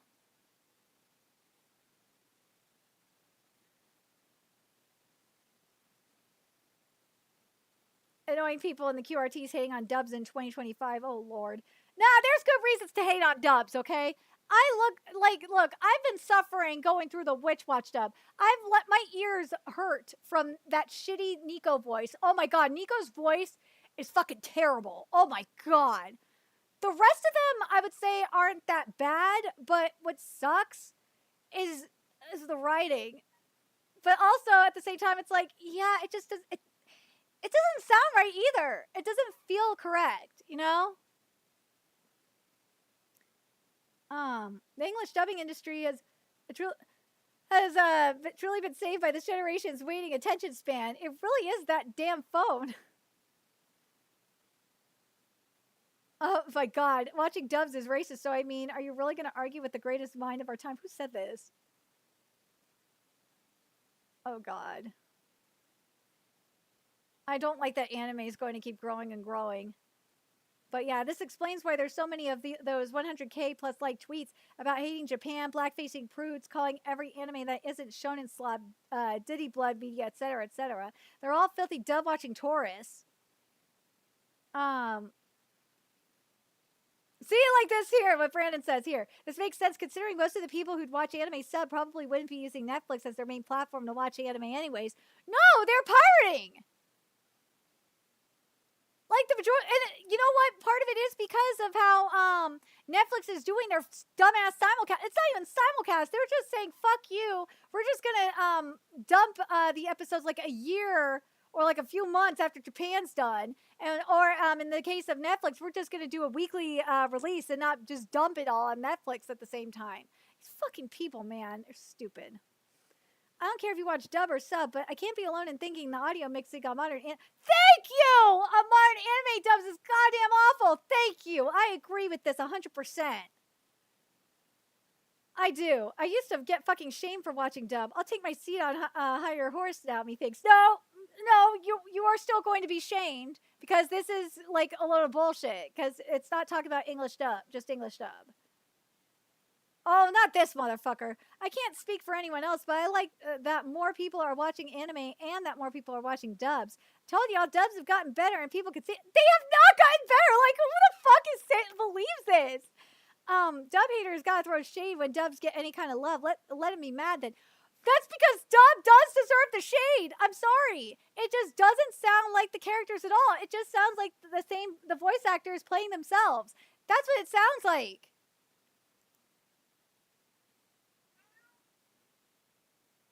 Yeah, I know. Beckles came back to Twitter. What? Hey, Kitty, you want to take over? You want to come help? I hope you guys could hear Zeno, because Zeno's saying he's meowing at me. You want to come help, Kitty? Well, come up here then. Come up for Kitty Cast. There he is. There's Kitty Cast. Yeah, Kitty. Kitties. Look, Kitty. It's you. It's you, Kitty. You're on the screen. Look. It's you. You're such a good boy, Kitty. Yes, the Kitty Cast. All right, Kitty. You want to help Mama retweets? You want to help Mama? You want Nuzzles? Nuzzles, Kitty. Zeno's the true star of this. Let's be real. He's the true star. He's who you all want to see as the Kitty. And you want to see him in cosplay too at some point. We don't have treats for Kitty, so he's not getting any treats today. Sorry, Kitty. You know it's true. You ran out of treats. Because you're a pig and you ate them all. Oh, look at that. He knows. He knows. He knows what he did. But he loves the humans. Look at that. Zeno, look. Zeno, look at your human audience. Say hi to the humans. Or do you not like humans? Oh, you just love them. Oh, wait, you don't like humans? Do you like me at least? Do you like me, kitty? Yeah, kitty loves me. I would hope so, because I feed him. I clean out your litter box, too. So you better love me. Yeah, that's your kitty. That's your kitty. That's your belly rubby kitty. Look at that. Look at that little kitty. He is the king of the stream. He is the kitty streamer. Maybe I need to have you on more streams, kitty. You're still waiting for a donation so you could do a kitty dance. I guess no one wants to see kitty dancing. They don't love... The humans don't love you, kitty. They don't love you, kitty. I love you, though, kitty. I do. Yeah, see? He knows. That kitty is smart. He's a smart kitty. You're smart, right, cat? You smart kitty? Yeah, he's a smart boy. He's a smart kitty. Oh, I know what I should do. We could do something similar to what we did last time. Say hi, Daniel. Say hi. Hi, human. He's the kitty streamer. He's the cool kitty streamer. You're making this kitty cast. Want to be kitty cast? He's my Bubba. That's my Bubba key. Something we did last time, which was really fun, and I kind of feel like we should do it again, is go look at, see what's going on Blue Sky. Because we've seen some insane shit over there. Someone who just started watching sub only anime, I like it way more in sub than dub is My Hero Academia. Thank you. All the others are close enough that Preference takes over. Kitty, what are you doing?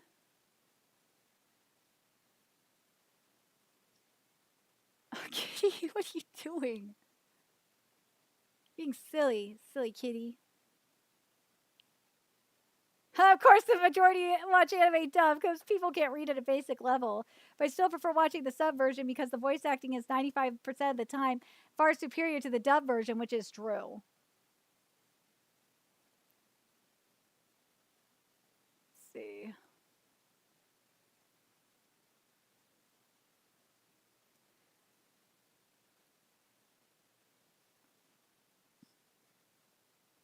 Yeah, not true anime watchers if they watch in dub is right.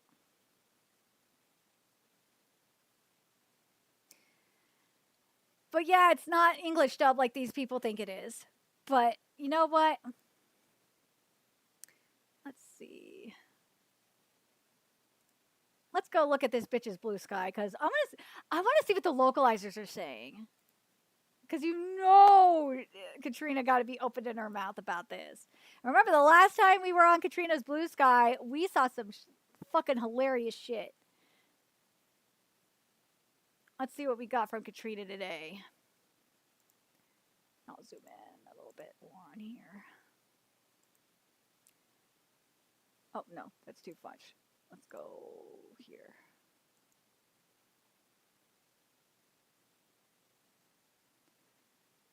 Let's see. What? Doing a bit of writing for my next essay. Figured I'd tap the side for all of us, especially as translators. You can disagree with the translator's translation approach while also acknowledging that their translation is successful. What do you mean by that, woman? Your translation is not successful. I agree with, not agree, I'm sorry. I disagree. Like the majority of Japanese speakers that I've talked to, they disagree with your translation as well. And they're surprised that you even have a job. There's an alternate universe where Ace Attorney was not as heavily localized as it is now. And that universe is not inherently better or worse. It's just different. No, it would be inherently better if Ace Attorney had an actual localization and not that fucking bastardized version. It would be, the world would be a lot better place. It would be a way better place if that was the case. Oh my God. Okay, we're gonna read this article. I forgot about this article. I love this game and its predecessor, and yet I was repeatedly laughing at the screen over some of these writing decisions for the female characters. Oh God. All right, let's take a look at this. Let's take a look at this insanity. Because I saw it in Paste. But yeah, we're gonna be looking at this too. Oh God. So, in Death Stranding and Death Stranding 2, gender essentialism is load bearing. You can't take it out of games without the entire supernatural mythos caving in on oneself. By gender essentialism, I mean that these games, men are one way and women are another way, and people are defined by these roles. And said roles are immutable, intuitive, destined. There's no spectrum in between. Queerness is functionally non existent, save for one mention of it as a problem because of the low birth rates in the wake of the in-game apocalypse. What do you fucking want? It's an apocalypse. Like, you gotta fucking breed somehow. Gay people can't breed. They can adopt. They can have kids via a surrogate, but they can't like biologically breed like that. Like, stop the fuckery here, man. Let's see. The gender roles in the world of Death Stranding games are not exactly the classic man active strong, woman passive weak dichotomy. Everybody here has the ability to fight. These women are not shrinking violets. Several major female characters in both games have some form of cool superpower that aids them in battle or at least self-defense. But in these games, male characters' abilities, if they have abilities at all, tend to be more grounded and based in sci-fi discoveries and hardware rather than fantastical, mysterious, or unexplainable powers that the main female characters possess. The game's protagonist, Sam, does have a more magical seeming power of reparation, the ability to come back from the dead an infinite number of times, but this power is very notably bestowed upon him by a female character, Amelie. That's interesting, actually. The most important thing about women in the world of Death Stranding is their wombs. Well, no shit, because it isn't a fucking apocalypse, and there's low birth rates. You kind of need the womb, a woman's womb, to like procreate and repopulate.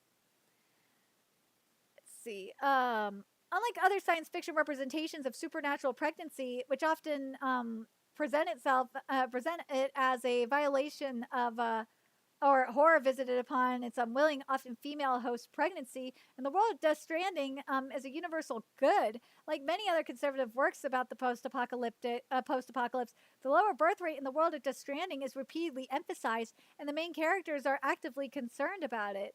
And furthermore, Death Stranding and its sequel both include plotlines in which a baby can and must be saved, but its mother cannot and does not survive. It's a fucking apocalypse, man. You don't have the best medical treatments. I mean, I'm not surprised. In both situations, each baby becomes an extremely important character, whereas the mother only matters as a character whose death motivates a male character. Like, hello, this is common sense. Like, if you're in a post-apocalypse and you have shitty health care, what do you think is going to happen? Especially if you're dealing with supernatural births, okay? Like, your life force is going to be passed on into the baby, and then you're going to die. That's what like, literally, that's what happens when you see women have are giving birth to half demon babies as well. So, let's see. So, although female characters are always associated with the idea of the womb and with the elevated and prized idea of motherhood, that doesn't mean necessarily mean those female characters are as important as the babies that they can create. This is a classic sci-fi trope with conservative roots. As Natasha Osborne wrote in Apocalypse Pregnancy for Unwinnable, it reveals a dark wish that end times could be freeing, clarifying, even that without the distractions of modernity, we could refocus the nuclear family, a deeply conservative desire echoed in the rhetoric of white supremacists, doomsday preppers, and eco-fascists. The fuck is wrong with you? Like, oh my god, I think I lost brain cells reading this just now. Oh my god, I need a shot, but I can't do it. Oh, it says I can't?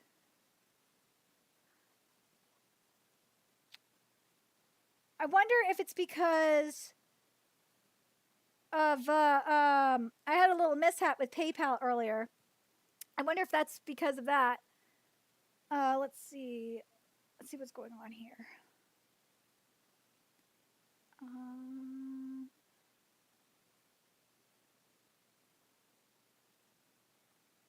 It's weird. a second here. Let me let's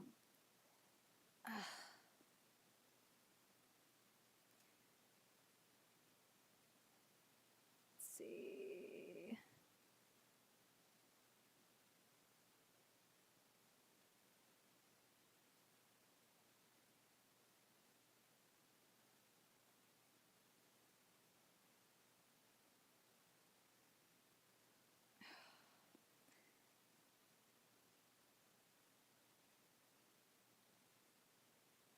I'm gonna have to see what's going on.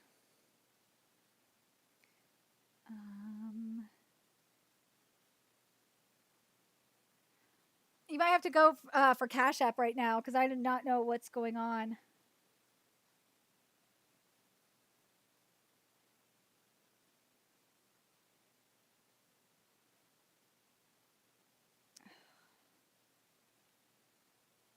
See what's going on here. I can't believe this. Try twice, nada.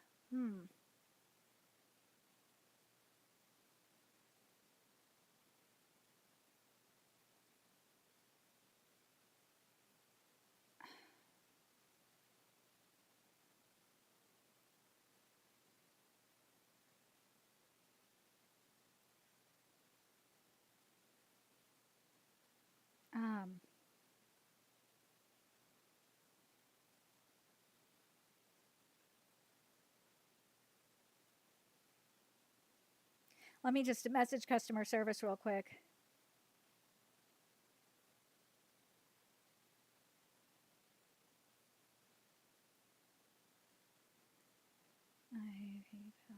Thanks for telling me this.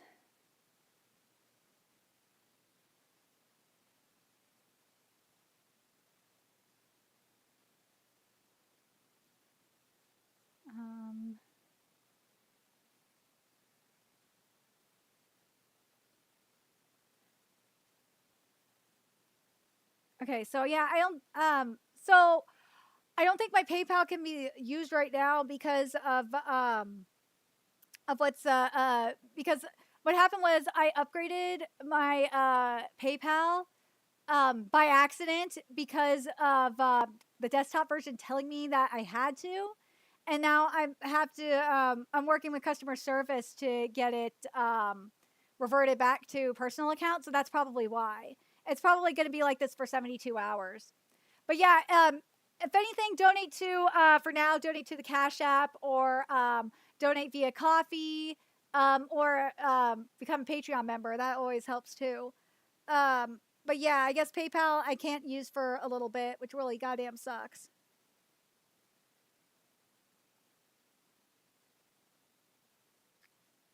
Like everything is just going wrong today. Goddamn. But yeah, I think that's what's happening. I think what's happening with PayPal is that it's not accepting donations because of customer service trying to fix my account. That's probably why. It said it's going to take like 72 hours. So yeah, for now, just donate via Cash App and coffee. That's in the pinned comment. If you want to become a member on Patreon, the link. Actually, I could put that in here. Let me do that.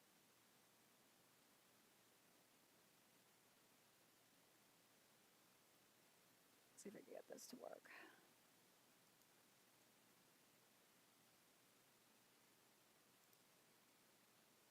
Okay, let me put the link to Patreon in the chat. Oops, it's the wrong one. Oh fuck. Hold on a sec. I screwed up my thing. I have to redo this real quick.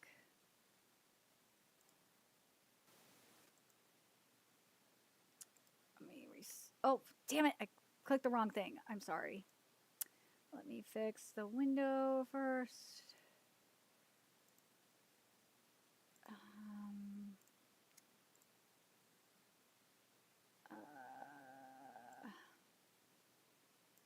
This I gotta take care of. Delete. Because I know it froze. Okay. Where are you? Thing for keyboard.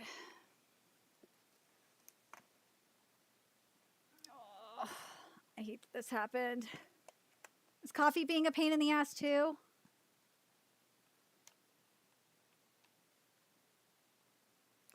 Let me add this back.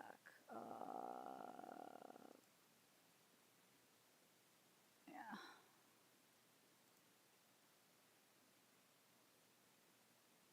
Let's see if I can have this working here. Come on. Stop being a dick.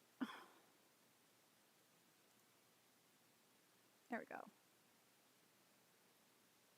Oh, sweet. Okay. Wait, why didn't it go? Why am I frozen? There we go. All right. I will take a look at that in a sec. Let me just fix this real quick. There we go.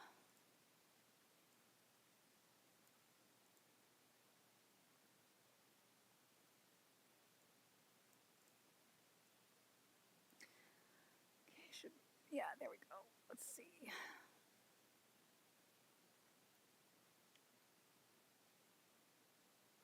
Let's see what I'm dealing with here. Oh, for Zeno, the kitties. Aw. Zeno's somewhere around here. I'll find him. Oh, damn it.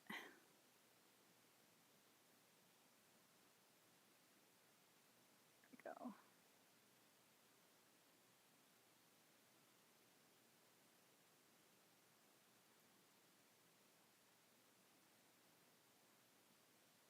How much did you send, though? Like, it doesn't say how much.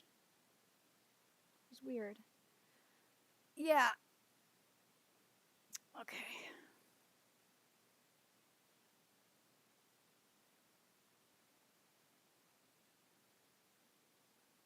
Oh, that's probably why. Okay.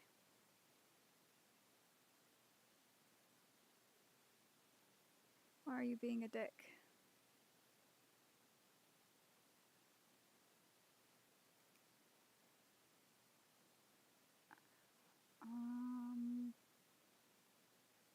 $3. All right, so I need to.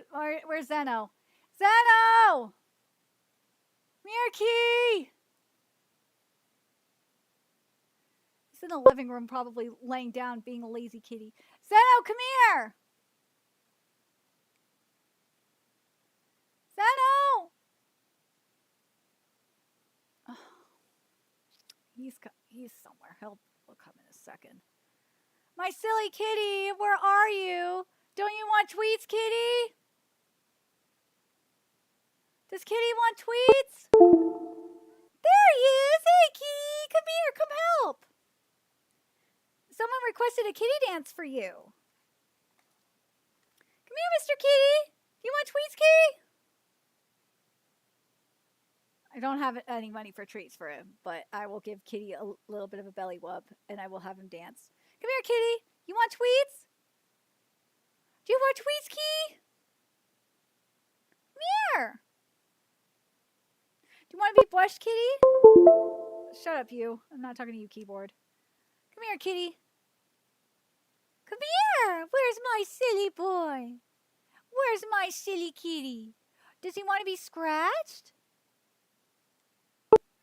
Come here! There he is! There's the papa. Say hi, kitties.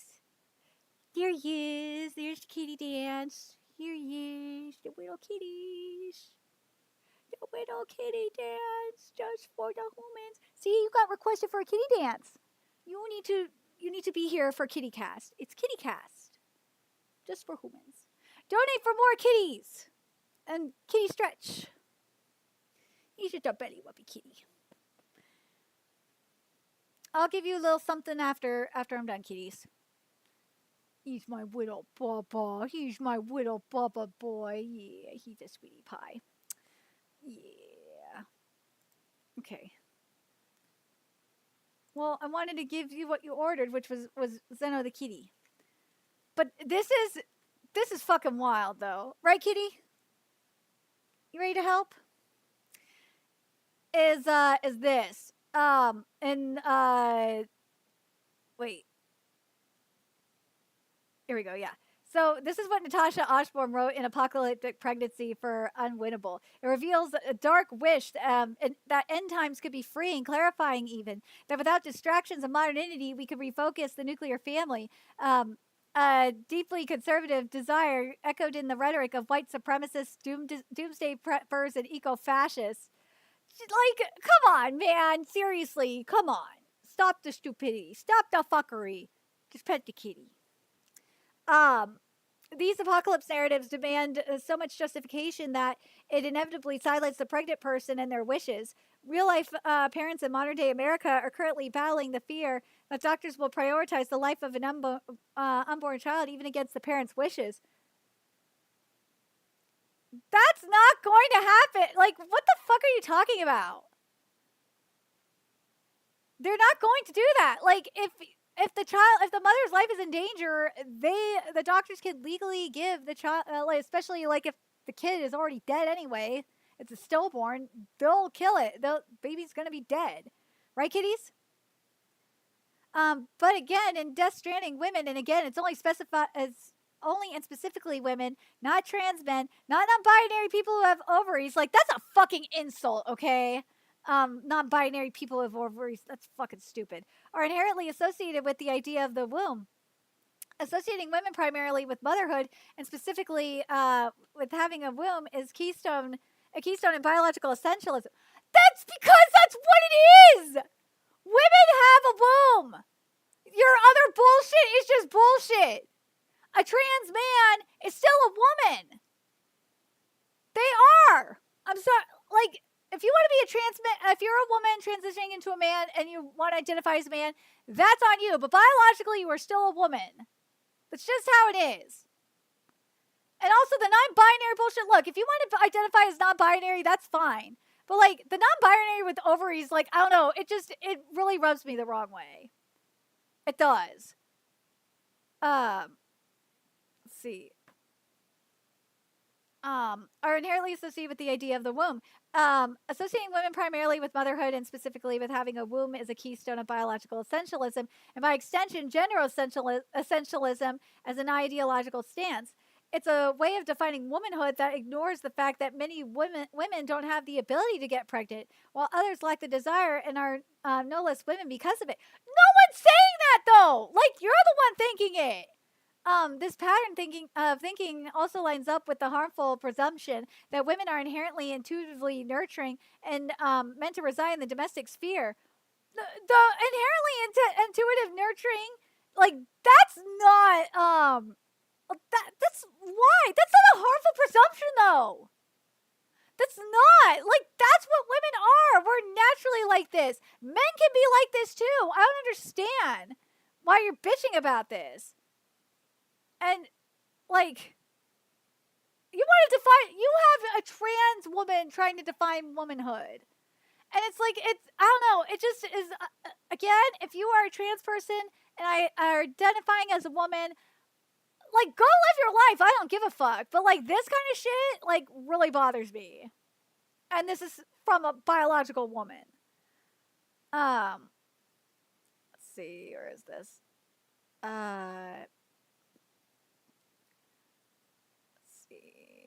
Domestic sphere, and that's something tragic about them if they fail at these things or don't wish to do them. Granted, there are some people that do think this way, about women. They're called misogynists. But what do I know? All of that is on display in Death Stranding games, sometimes in ways that are very literal. In Death Stranding 2, there's a set of female side characters who are part of a faction called the Motherhood, headed by a woman who has a supernatural OBGYN powers. That's actually kind of cool, I'm not going to lie. But also there's the idea that along with the mystical power to give life, women also represent death. The duality is a persistent theme for the major female characters across both games. Oh my god. Well, I mean, if you want to use the abortion analogy, yeah. Women do kind of represent death in that way. Let's see. Okay, so let's see. Be prepared. There's going to be spoilers here. So the duality of womanhood according to Death Stranding. Good God. Okay. Take, for example, Amelie, who... And also, like, having a group of women called the Motherhood headed by like a supernatural OBGYN, that's just fucking cool. I'm not gonna lie. That does sound cool. Take, for example, Amelie, also known as Bridget Strand, surrogate mother for the game's protagonist, Sam Porter Bridges. In the first game, she had been literally split into two entities. There's the aging Bridget, whom we first meet on her deathbed, and then there's the eternally young and beautiful Amelie. They're both the same person, one appearing to represent death and the other life. Amelie is actually Bridget's soul, separated from her body and consigned to living eternally on the mysterious beach that exists between the world of the living and the dead. That sucks. Although Amelie/Bridget is a mother figure who literally gives Sam life, she's the one who bestows upon Sam the power to come back to life every time he dies. She also represents death because she turns out to be an extinction entity. This means she has a supernatural death drive. Dude, that's so fucking sick. I'm not gonna lie. She has been cursed by fate to inexorably bring the end of humanity at some point. She ends up being kind of both the good guy and the bad guy. Dude, like, that's so freaking cool. Like, why are you feminist bitching? Like, they gave this woman, like, the ultimate power. Kojima is awesome like that. I like that. Oh, God. This lag. I'm sorry. Like, just bear with me. Okay. Where are you?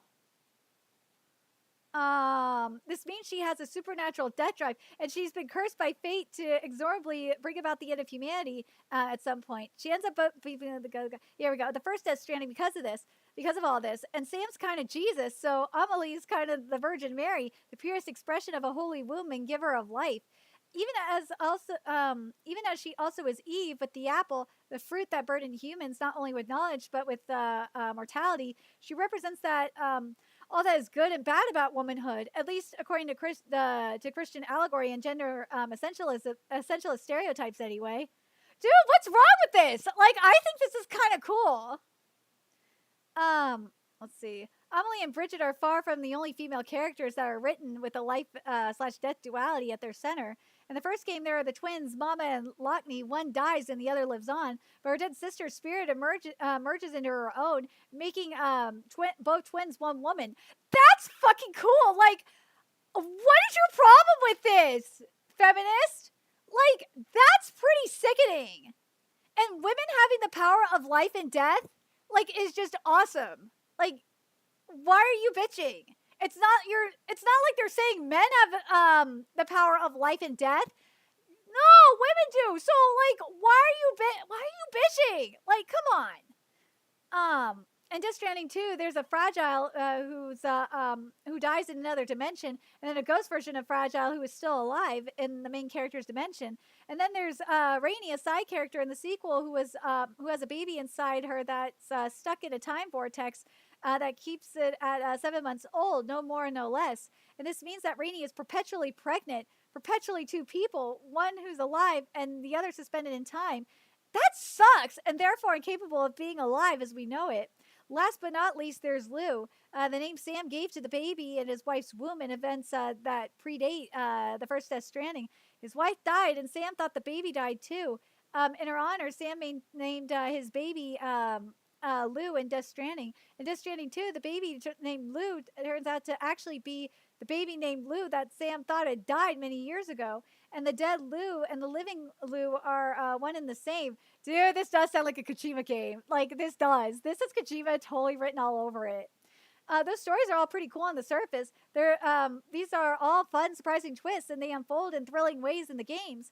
Unfortunately, all of it gets a bit more disturbing when put into the context of the way womanhood is reduced to being about motherhood, with motherhood being inherently linked to having a womb. What the fuck do you want, man? Like, I think it's pretty damn cool. He's not telling women to go back in the kitchen. No, Kojima's saying that women, like, have a lot of power. We have a lot of biological power. It may not be, like, you know, strong and strength and shit like that. No, but we have the power to give life. So there is that. Mama and Lockney's story is, for example, actually revolves around Mama acting as a surrogate for her sister's baby. And the baby dies and becomes BT, a ghost-like entity that haunts Mama and never grows old, nor moves on from the world of the living into the spirit world where it belongs. Mama dies because she asks Sam to cut the BT's baby's umbilical cord, which does allow the baby's spirit to pass on, but also takes Mama with it. She only lives because her spirit ends up combining with her sister's. In a vacuum, the story might be sort of interesting. It is interesting, but it's going to end up being a pattern. Female characters whose entire storylines revolve around their womb, either as a means for telling a tragic story like this one about a child who dies and a mom who dies too, or a happy story about a baby that survives even as its mother dies. Like, what do you want? Like, I can't help but think of like Eden Zero at this moment too, because in Eden Zero, we find out that women have a shit ton of power. They are their wombs are where ether is. That's how, their offspring gets ether, is from being born from their mother's womb, because that's what the womb has. So it's like, dude, we've seen this kind of thing happening, like where a mother has a lot of power, especially in terms of life, and maybe in terms of death in the case of some mothers. But yeah. Let's see. I think that's it, right? Yeah. But what's this person talking about, though? Like, this feminist is retarded. Like, I think the writing for the female games, like, on the surface, it sounds very interesting. At least in my opinion. Let's see what else Katrina got here. Like, seriously, every time I go on Katrina's freaking Blue Sky, I always find something.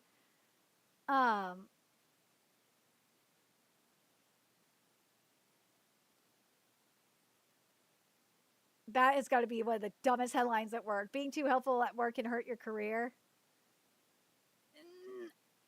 It can and it can't. It can because you'll burn out and you will just crash. And then you'll feel like shit. And then you'll be like, why the fuck am I doing all this work if it's for nothing? Let's see.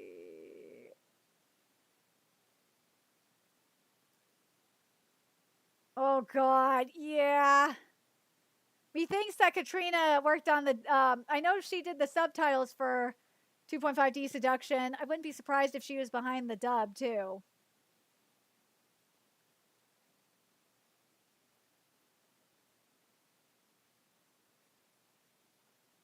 We know about the Crunchyroll stuff.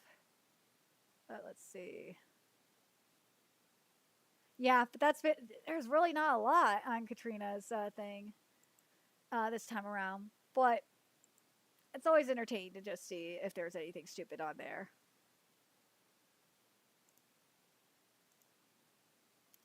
Like, these people are fucking stupid, I swear.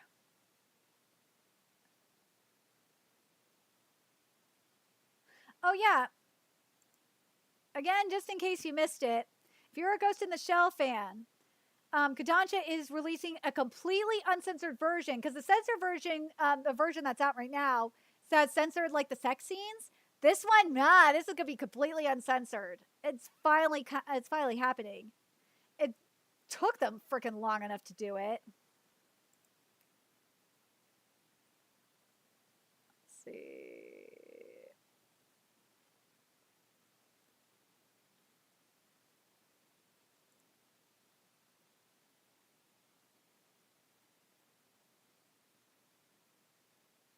I really don't like that they're only doing one animated show. DC. I do like this, though. That David Zaslav dismissed developing Ta-Nehisi Coates' Black Superman movie back in 2022 because it's too woke. But yeah, like, people are probably... I know everyone is pretty much happy that didn't get adapted. Oh, I didn't mean to click YouTube reviews. That just happened. Come on.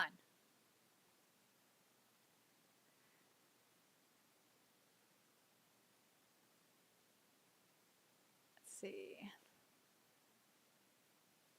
Oh, the Kaiju number 8 trailer dropped. All right, let's take a look at that. I knew it was coming out today or tomorrow.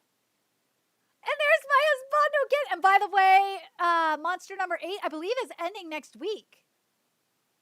Yeah, I believe it is. I believe it's next week that's ending. Oh my god, I can't believe it's ending.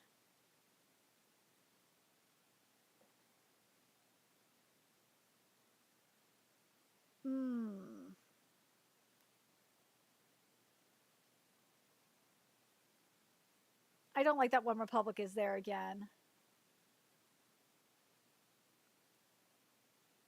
God, it just... I don't know if it's just me, but like I could tell from the character models with Dan, is that like the character models seem like they're CGI and they're not hand drawn. And that really, when they do that, because like CGI when it comes to like character designs, it works for some, like for example like Hoseki no Kuni, because their faces are kind of flat anyway, because for gems, humanoid gems.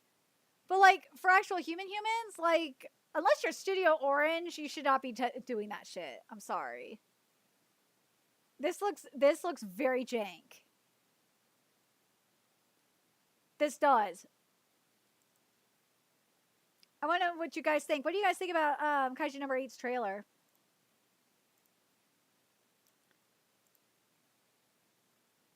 This, I don't know. It just, the color palette is pretty though. I'll give you that.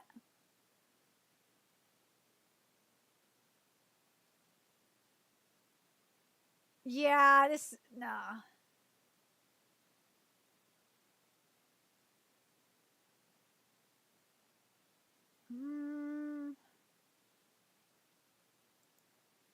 I don't know. Let's see what people are saying. They're saying it's peak.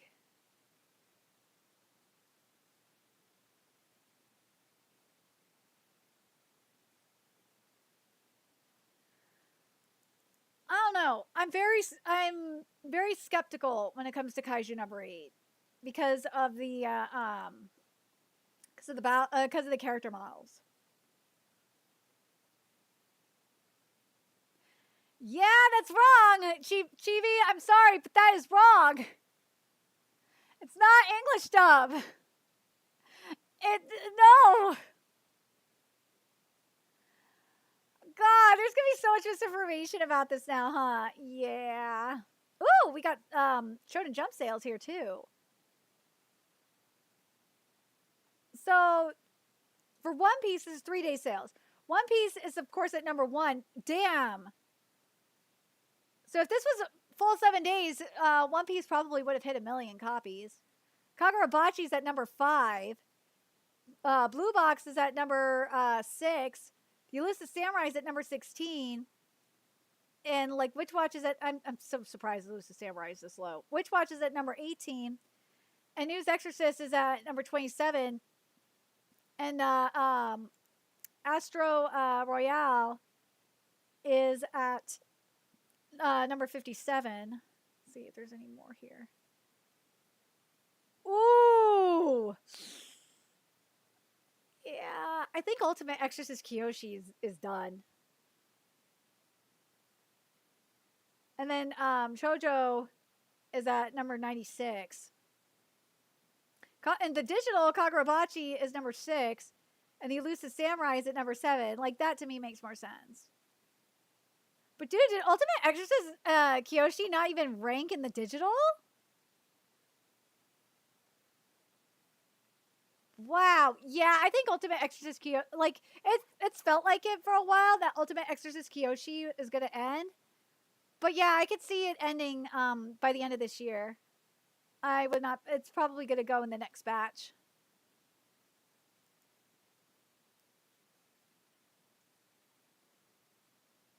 Did the Sonic movie set the bar very high for adaptations as a whole? I think, in actuality, I think it was originally it was Detective Pikachu, and then I'd say it's Sonic. But like if we're talking Western, but if we're talking in general, like the one that's really set the standard for like live action adaptations is Kingdom. Kingdom is the gold standard. Like in my opinion, Kingdom is the gold standard for live action adaptations. It's freaking fantastic. But yeah, seriously, why didn't the Kaiju number 8 animators have Studio Orange for assistance with the 3D models? That's what I have to wonder with a lot of these studios. Like Science Saru could have asked for assistance with the 3D models as well. They need to hire some of the animators there. And like the thing is though, and I just never forget what Orange did for Hoseki no Kuni. This is why I get really annoyed with a lot of these big budget animes having stiff motion.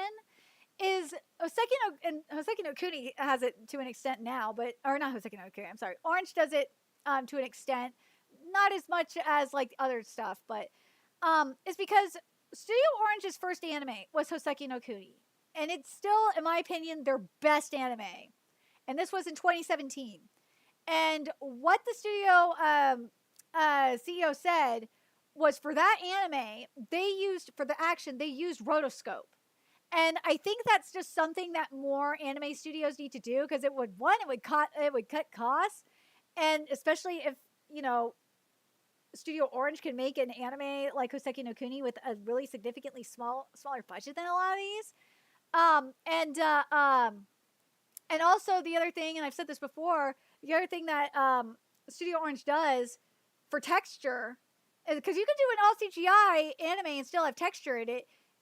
Is that the texture, like in the grass, in the fur, that you see, like on some of the on the Lunarians monsters and shit, like they went in with hand drawn animation to give the extra texture, and you kind of see, and I see this a lot with the Daromion's Kengan Omega art for when he uses AI, because what he does with AI art is he has like this Frankenstein of a thing.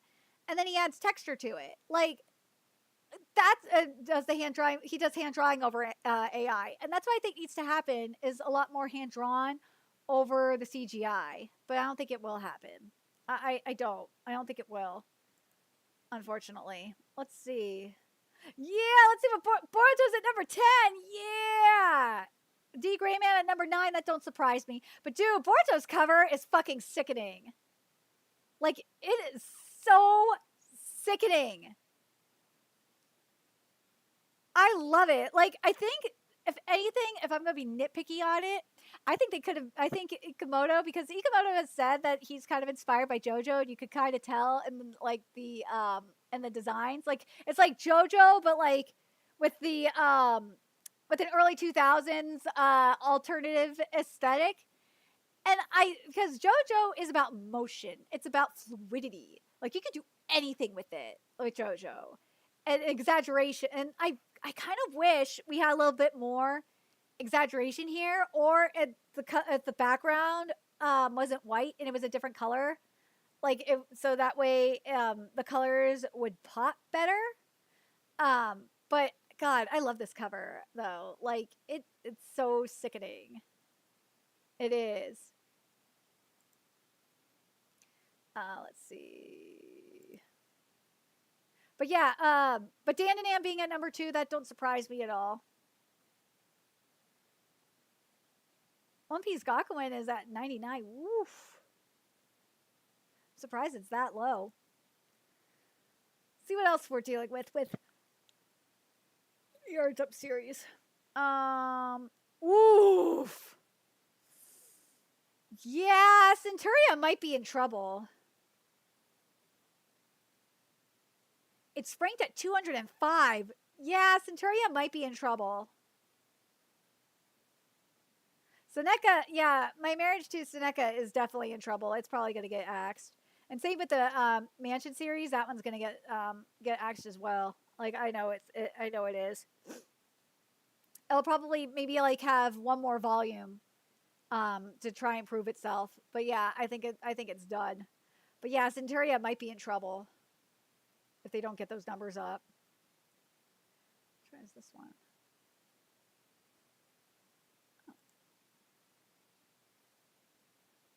God, I love this fucking Boruto cover. Oh, here's for the digital. So Dan and Ann's at number 1 in the digital. Chainsaw Man's at number 2. And then it's D Gray Man at number 13 and Boruto at number 26. Compared to number 10. I think like I've got to wonder if more people are buying the physical volumes for Boruto because the art looks really sick. The cover art looks sick. And I do not blame them if that's what they're doing. But yeah, Exorcist Kiyoshi is done. Cosmos, by the way, for Cosmos, I am covering it. Unfortunately, Viz did botch the localization a bit. They did insert some memes in there, which I'm not happy about. Why do you have to do that to me?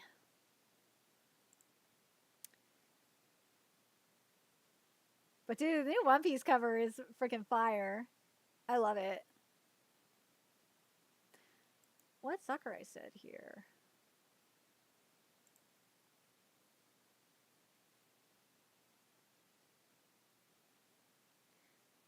Oh, today was the release date of the GameCube's Kirby Air Ride. Oh my god. At the same time, it's also the anniversary of Iwata's passing. Oh my god. 10 years of Dude, it's been 10 years since Iwata died? Oh my god. Time really does fly. Jesus.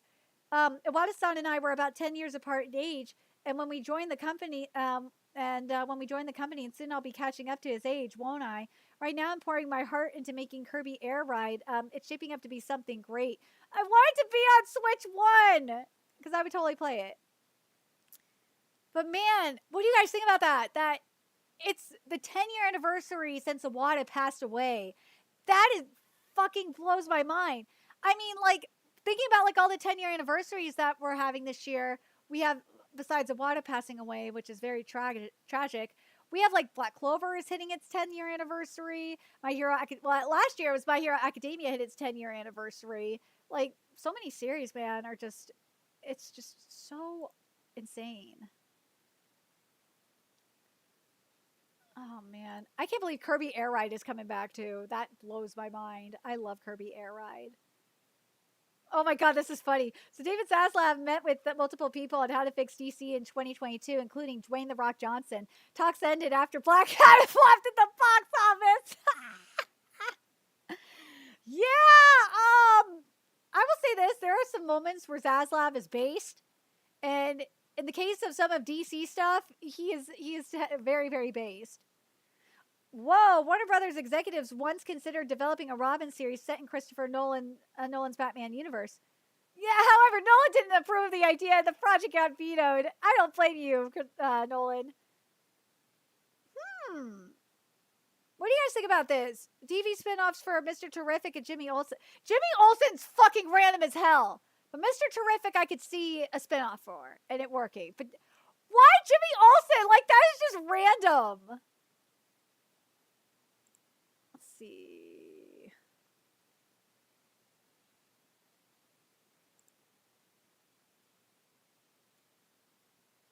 Let's see what Inagaki says. Dr. Stone is thankfully a rare type of manga that has continuously grown in popularity. The initial print run never decreased and kept increasing. Why can't we just have a midquel? Like, that's all I want is a midquel for Dr. Stone. Call of the Night, I'm getting a midquel, which I'm very happy about. Because the Paradise arc, I did get confirmation for sure that it like, when I covered chapter, I'm only covering the fan translation. I refuse to cover Viz's translation. It is just bad. It is bad. I hate Viz's localization of Call of the Night, like, with a passion of a fire, the passion of 1,000 suns. But with Dr. Stone, though, like, kind of like with Call of the Night, I feel like Dr. Stone needs a midquel. I don't like Call of the Night's midquel being like at the tail end of the time skip. I think it should have been sooner, in my opinion. But at least it's a fucking midquel and not like a straight up sequel, because that would have pissed me off even more. But yeah, like, let's see. This is, of course, thanks to the support of the readers, but I also believe it's due to how wonderful the anime is. I'm sorry, I don't like what TMS has done with Boichi's character designs. And yes, I know I'm behind on Marshall King. I know I'm behind, but between like the shit that was going on with Rent and everything else, I just like and also fighting YouTube's algorithm, I had to cut back. So yeah, that's just how it is. This series in particular has an incredible climax. The series climax, oh, the fucking ending of Dr. Stone pisses me off because it's like it doesn't feel like resolved. Like there's still so much that we didn't get to see. And again, I'm hoping that it's going to be in the anime, but because Inagaki said he supervised it, the anime original content, but I doubt I'm gonna get what I want. That sucks though. Let's see.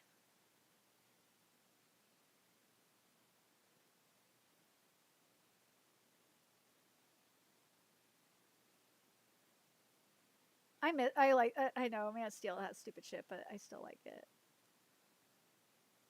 Dude, I saw this. The rare Ronald McDonald statue that was stolen at McDonald's. Jesus Christ. Let's see. See if there's anything else I'm missing here. Oh, the LARPers are at it again.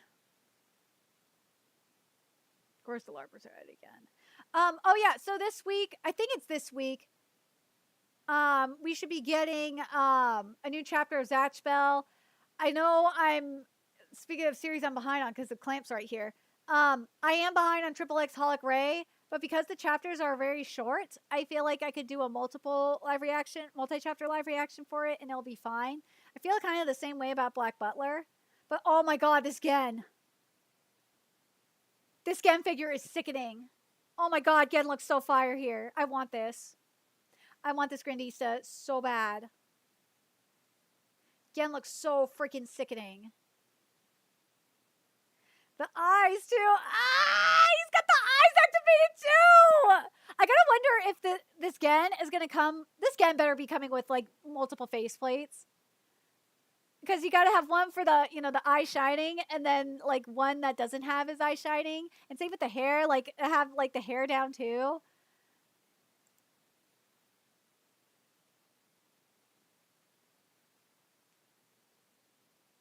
God, this Gen looks fire. I want this. I want this.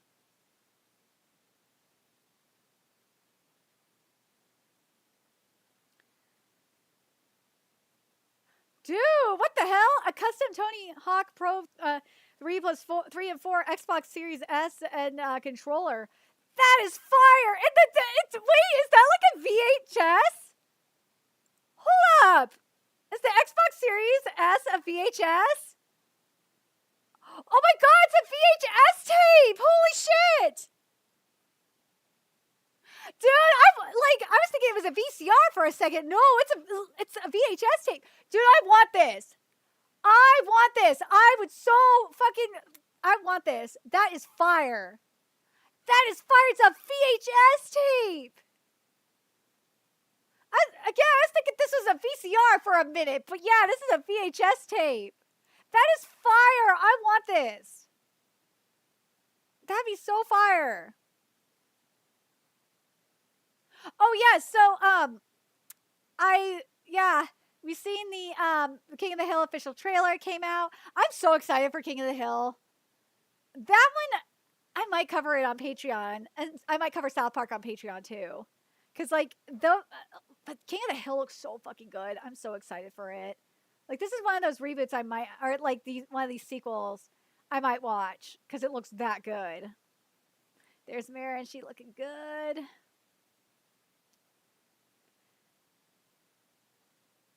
What is this? No, I did not click on that. I wanted this. What are we getting here from Periop right now?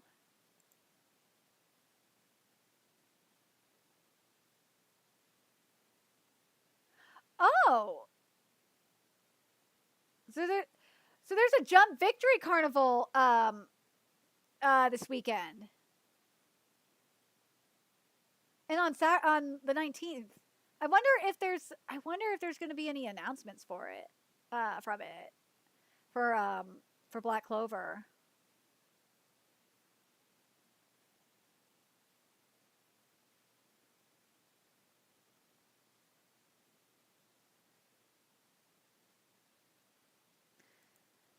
But like seriously, what do you guys think about what we're getting right now? In terms of the anime that I'm covering, as I said, I am not happy with a couple of Cuckoo's writing. In terms of Gachi Yakuda, I am not happy with the art and animation for it. Oh my god, I'm so mad at it. And I'm pissed off with the change they made. So the change they made in Gachi Yakuda for chapter 1 is they had it to where instead of Rudo runs into the guy that killed Recto, um, and then sees walks in on Recto's dead body. No, he sees the guy straight up stabbing Recto. I'm like, why did you change it? Like, that was dumb. I'm not happy that they changed it. That was really fucking stupid. The other thing I don't like about Gachi Yakuda's anime is I don't like how Rudo looks. I don't. Like, the tips are like, you don't, because in the manga you see like Rudo has these tips, like these dark tips in his hair. You don't really see it in the anime. But like his face looks off a lot. But oh my god, Recto looked really bad too. I'm not gonna lie, Recto did not look good. But probably the best sequence in the episode is when, and I'm happy this is the case, is when Rudo falls from paradise onto the earth. I'm not gonna use that fucking term sphere. Screw you, Kodansha, for fucking changing it. We're gonna use the term jinky still. We are a jinky and paradise household. We don't use your shitty ass terms, Kodansha. But yeah, Rudo falling from paradise onto the earth was sickening. But the thing that sucked though was the trash beast. Oh my god, the trash beasts look so bad. The trash beasts look fucking awful. Oh my god, they look bad. They do. And I know who Yay, we're getting the new Okay, so Kingdom fans, you are getting to see, if you're an anime only, like, you won't understand what I'm talking about. But manga readers, the new recruits are getting adapted into the anime. They don't look right though. I don't know. It's weird. It doesn't look very correct. But yeah, I would say out of all the anime I'm covering right now, here we go. This is probably the best way to go about this. I was thinking about covering Call of the Night. I know I said I was gonna cover Panty and Stocking, but I gotta like rewatch season 1 before I jump into season 2. It's been a long time. And I was planning on it, but I got like fucking lost in the sauce. But I would say right now, Takabi's Original Sin is definitely the best by far. I really minus Shizuka not looking as dirty as she should. And again, it's a nitpick, but God, it bothers me that she doesn't look dirty. Because the reason why I say this is because to me, how it comes off as, especially after what the director said at Jump Festa about toning down the more sensitive content, or the more traumatic content, like that to me, it makes me wonder, like, is that what they're censoring? Is they're censoring like the actual abuse or what, or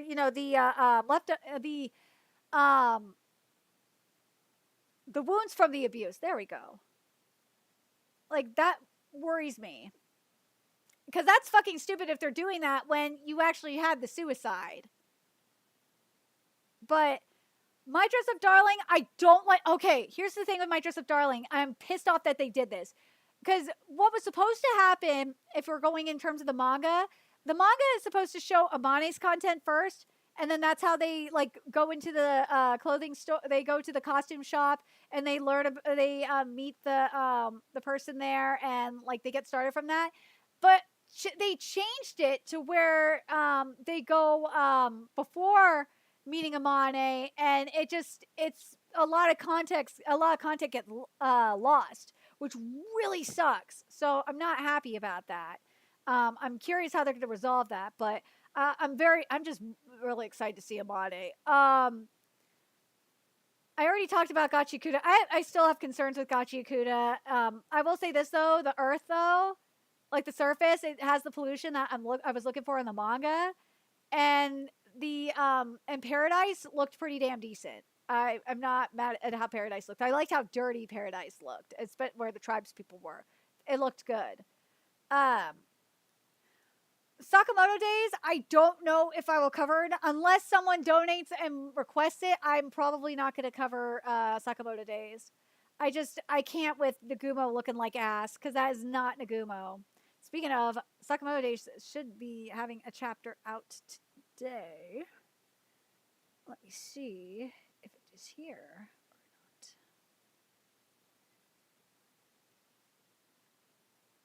Why am I getting alerts for fucking Hassan's bullshit? I don't want to see that. Let's see. Let's see if it's here. Oh, whoops, one. I want Sakamoto store.